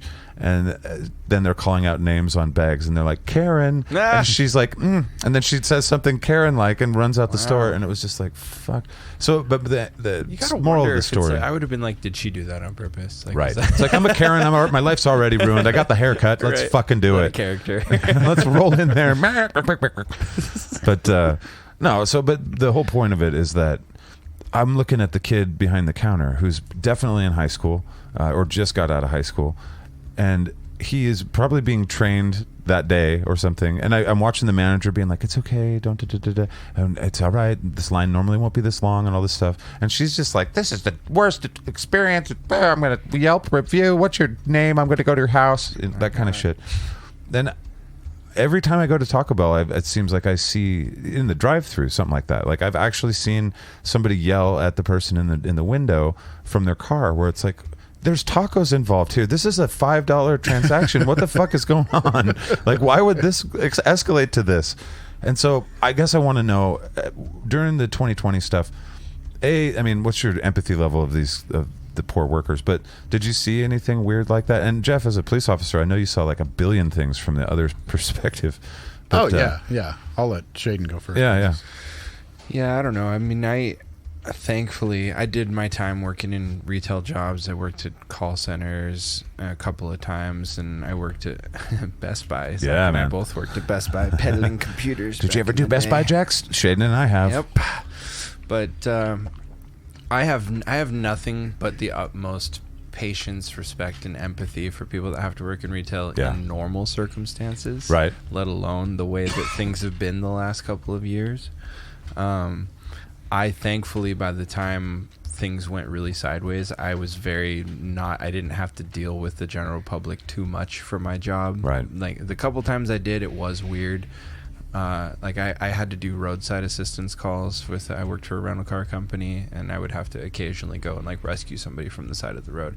And usually people were like, hey, thanks for coming and, getting me back on the road. But once the pandemic was around, it was like, stay the fuck away from my car. And I'm like, well, I have to come over there to fix it. And they're like, no. And I'm like, well, what do you want me to do?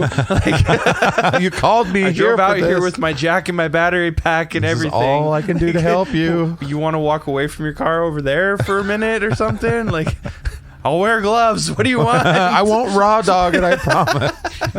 I'm not going to raw hand your vehicle, sir. But it is pretty amazing, though. Like, it doesn't matter. I feel that psychologically, and maybe this is just, a byproduct of the way that certain societies have been for the last couple hundred years, but I feel like once somebody pays any amount of money, it doesn't matter how much. It could be $4 for a taco, it could be $200 for, whatever costs $200, nothing anymore. Gas. So half a tank. As soon as there's a transaction in place, they're like they feel that they are entitled to the world at that point. A lot of people do. Not everybody. Right. I try not to be that way, but I did my time in retail. I was on the other side of the fence, It so I helps think that with makes that. a big difference. But it seems that's the key factor where it's like, oh, but I gave you money. It doesn't matter how much money it was. I gave you money. So therefore, you have to treat me. You have to serve We have a me. deal. Yeah. It's just like now you're less than human to me because you're working for me now. I'm your boss now. Well, real quick before we get, Which is trash, by the way. Don't be that person. Like, I've always had a problem with this. People that don't know, I mean, I guess a capitalist, but I'm a free market person. There are values to jobs. Like, just looking at it from an accountant perspective, the value of your job is something to a good business. Like, they know how much productivity you create and all that stuff. But I don't like the way that people are looking at society now, because society in the United States is a service. We have a service economy. We used to have a manufacturing economy. The things that happened in the past where we have these attitudes where a good job is this, and it's like service economy is what we've become because we're so wealthy.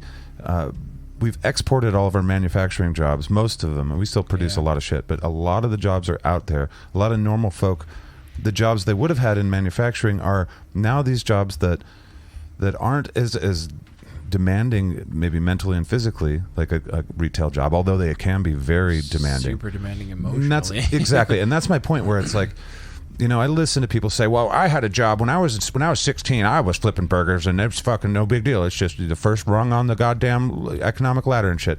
And I want to be like, well, stop. It's a miserable job for anybody that's doing it. It is not an easy job, especially if you have any of the many personality traits that make it so you don't like dealing with customers who are angry. You don't like fucking being around food. You don't like, there's a million reasons for why. When all those personality traits have been exacerbated by the state of things the last couple of years too. So it's like it's arguably harder than it's ever been. It feels like we set this generation up of young people and really everybody that works in fast food, but we set them up for just the worst possible time. Like 2020, it all came to head where it's like, this is a fucking shitty job. Businesses won't be able to stay in business. Like none of the businesses in the world will be able to stay in business if they don't continually do, $15 an hour is the most they can pay for a person, because your productivity throughout that they have will to cut have into profit margin. Well, the profit margin, even the overhead, like just to keep the lights. Yeah, exactly. And so maybe we can rethink that, I guess. But it is weird because I'm on both sides. I understand the value of a position, but it seems like we've thrown the empathy out for the person, where it's like, it doesn't matter if you're 17 and or if you're 45. It sucks if you don't want to be there. It's not a great job.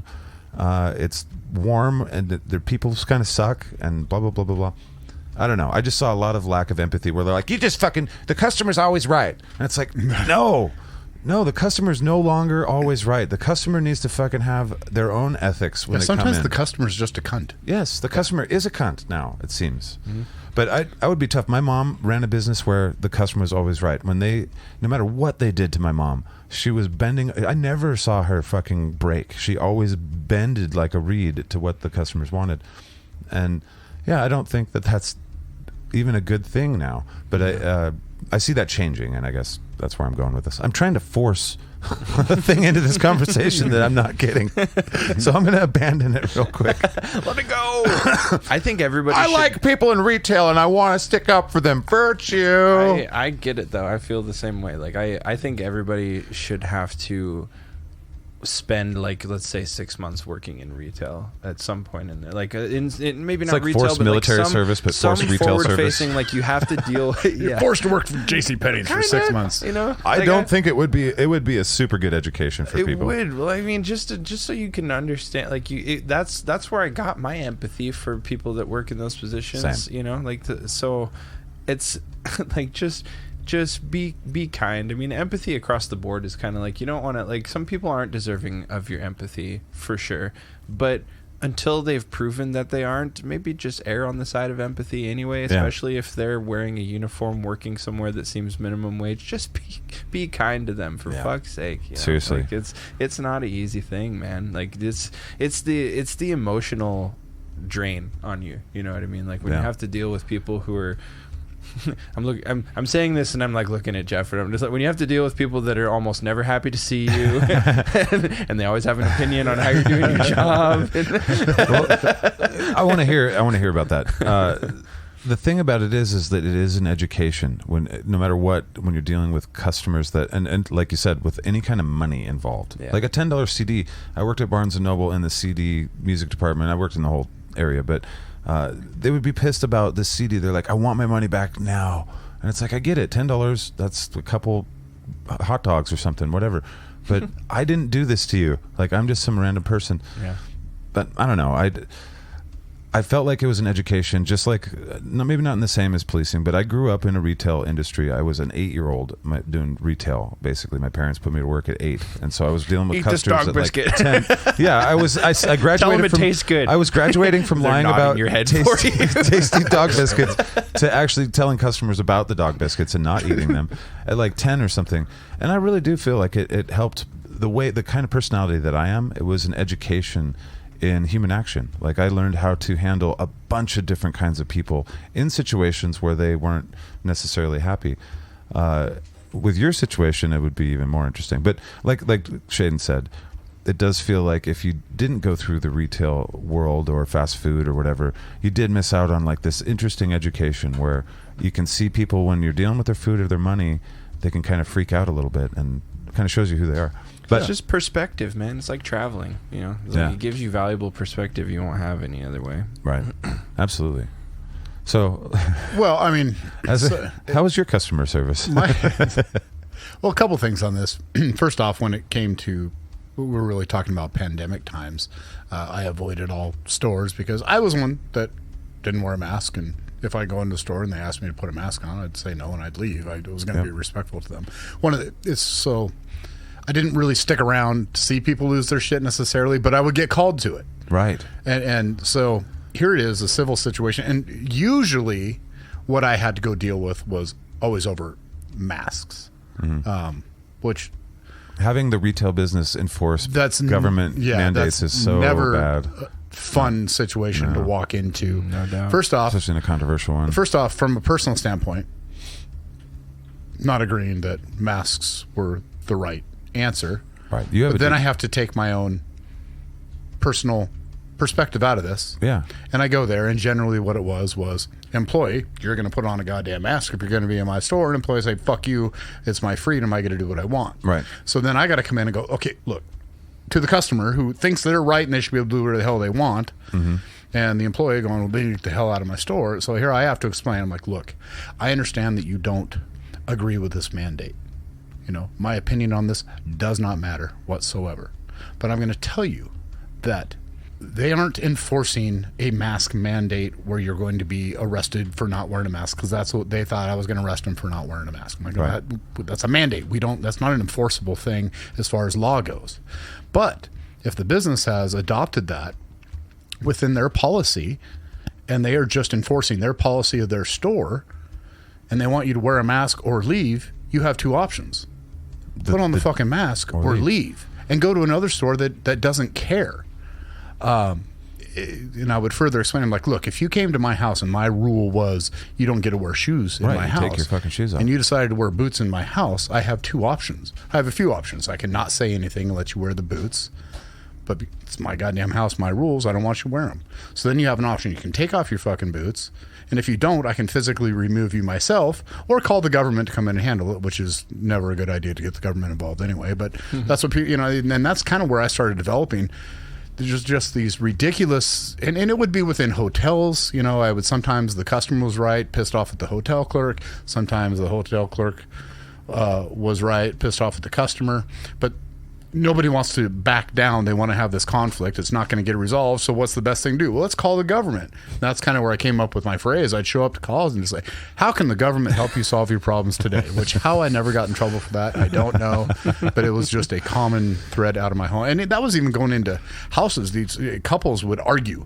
And it was generally the person that by the end of it, when I heard both sides of the story of the argument, they wanted to win this argument so bad. And use the government to do it. That they called a faction of the government to come to their house to tell their spouse how wrong their spouse is and how right they are. Imagine that in the medieval times. You have to call the king's men. Call the king's men. To have they come there with their chainmail and shit. Okay, what are we going to do? Well, we're having a fight. And, I think the spaghetti was done wrong. And it's like, you called the king's men. Why? Why the king's men? Why'd you bring the gendarme? And still, you never get. In fact, I can remember in one of the major stores that was open, it got to the point where they're like, hey, they need to leave or we want them arrested for trespassing. I had to arrest this old couple who was standing their ground. I'm like, please don't die on this hill. Don't put me in this position. This was this whole setup thing is really what they did. It was this older couple. There were people, I saw all the people filming with cameras that were all associated with them. It was a setup deal to try to get money it was Costco and from the government. Wow. And ultimately forced me into a situation where they wouldn't leave. So I arrested them for trespassing. And it sucked. It was so terrible. It was like so pointless. It was like, you're dying on this hill for a reason and you're using me as a pawn and I don't fucking like it. Right. but you're forcing an issue that this company doesn't want you here. They have the right to ask you to leave. It's a private business. You're not going to, so now I have to get involved. Right. So that's the kind of bullshit that I dealt with Yeah. all the time. But there was a clear answer to it. I mean, if the business does what the business does, Right. it's up to them. So that conflict happened all the time, but really that conflict happens within everybody's home, and then then they call the government. Well, come fix our hear our argument, and who won? Well, you guys are both idiots, and what I suggest you do is leave each other alone. Why doesn't one of you leave? Well, I'm not going to leave. Well, I'm not going to leave. Well, then I can't do shit for you. Right. You But didn't if call you me hit to each solve other, this. someone's going to go to the people zoo. That's just what's going to happen. Then you have to leave. It's kind of the next step, and then I'm going to make somebody leave. Yeah. It's gonna Because then I have a right. But other than this, there's no I'm going to give crime you that's some happened. jewelry, but I want to pack. And you're going to have a nice little vacation in the well, People Zoo. The king's men would have taken their goat. That's right. Now today they just shoot the dog. Yeah. Don't call me spot remover for nothing. Wow. Yikes. Yeah. All right. I think Hard that's, left turn. that's enough on the customer service. You have quite the different look at customer service as a police officer. Well, I mean, than as the two of customer us. service, I mean, I had to sell. I mean, basically, my job was customer service as well, right? Yeah, it I is. mean, and I had to basically. And every customer's lying to you from the beginning. Right. And then I had to sell, well, here's your, $1,300 infraction and your 2 criminal citations, which you need to go to court for. I'm going to OR you today, but I'm taking your car. And they're like, thank you so much. I know, because it could have been worse. Really? And that didn't happen for everybody, but I was, You were good at customer service. I was very good at customer Yeah. service, yes. Yeah. So you got, if they had Yelp reviews for you, you would have had pretty high. You know what it's like to actually arrest people for felonies, take them to jail, and then when you get out, all of a sudden you got like a friend request. Right, and they're from them, thanking you. And they want to be your buddy. Yeah. Which was really kind of cool. Very, very few people have your kind of, demeanor anyway. So that's probably part of that naturally. All right, we've got one thing left to talk about, and this is Shaiden's deal. So it's It's time. I like it. Things I learned this week. Things I learned this week. This is a fun one. Understand this one? You'll get it.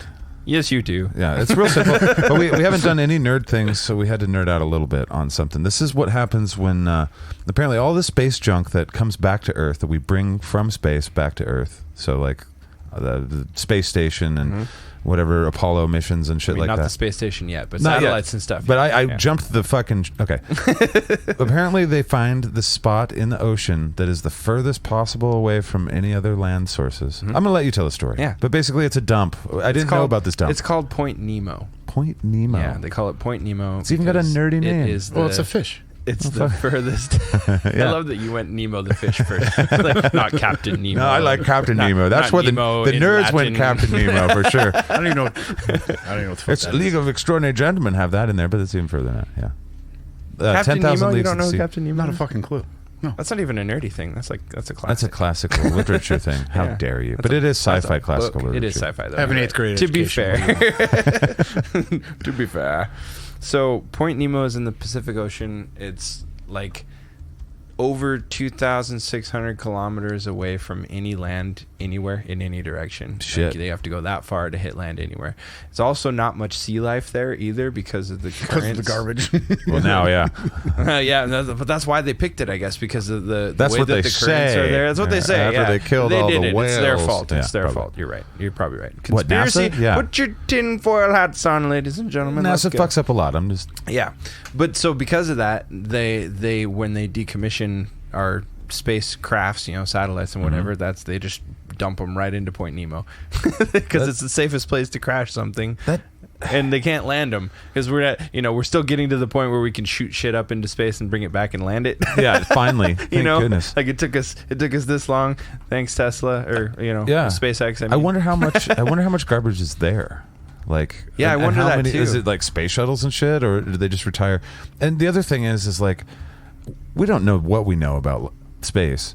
We don't know if there's like some little bacterium. We don't know what we know about the ocean either. Right? No shit. So let's take the thing we don't know shit about, mix it with the other thing we don't know shit about, scram it together in the middle of the ocean, and that's how you get fucking Godzilla monsters. Right. So speaking of that, funny enough, and I'm sure this isn't entirely a coincidence. He probably just, the author probably just looked and was like, "That's the furthest from anywhere." But so Yeah. in H.P. Lovecraft, he gave like coordinates for like where the sunken city of Relais is. And for those of you who don't know, H.P. Lovecraft, Me. this is like Call of Cthulhu stuff. It was stories that were written in like 1920s. Yeah. This guy, and he was basically Very eccentric the writer. whole premise is that Very good. these old eldritch creatures that are essentially gods compared to any other living thing that we know, and they're interdimensional, but they come from this sunken city of R'lyeh, however you say it. It's got apostrophes and shit. It does have a bunch of them. But so Cthulhu isn't even right. Yeah. Sounds Yeah. like you almost threw up.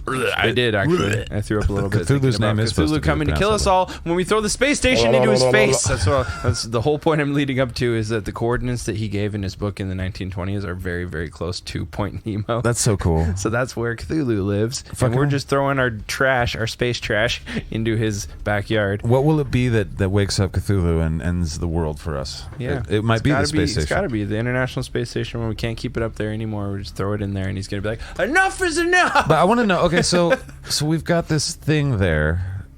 I mean, that sounds valuable. It sounds like somebody, if they wanted to get a boat, they could just go on a journey and drag up. I mean, there's gold involved in all this technology and coltan and all this shit that's valuable on the market.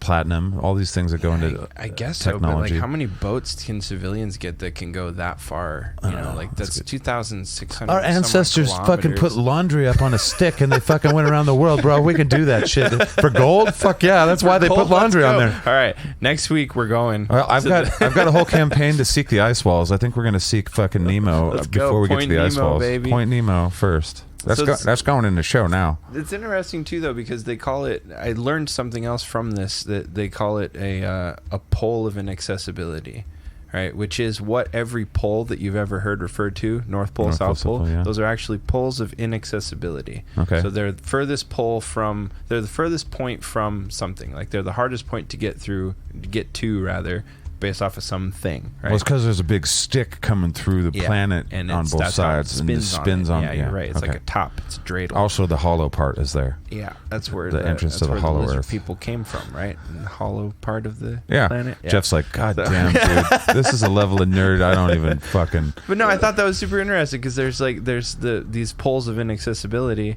and this is one of them. Yeah, but it doesn't have sticks. This is the ocean pole of inaccessibility. Yeah, those are the There's little also a pointy land things on a pole of globe that hold it inaccessibility. there, right? Right, exactly.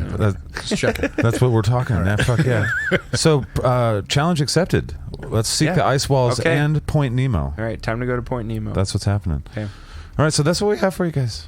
As of I have a quick update. I didn't piss the bed this week since last we talked to you, so that's Congratulations. thank you. Fred Flintstone wasn't there telling me I should, and that was good. So I've enjoyed this. This has been a lot of fun. info@SkatCast.com. Let us know if you enjoyed it.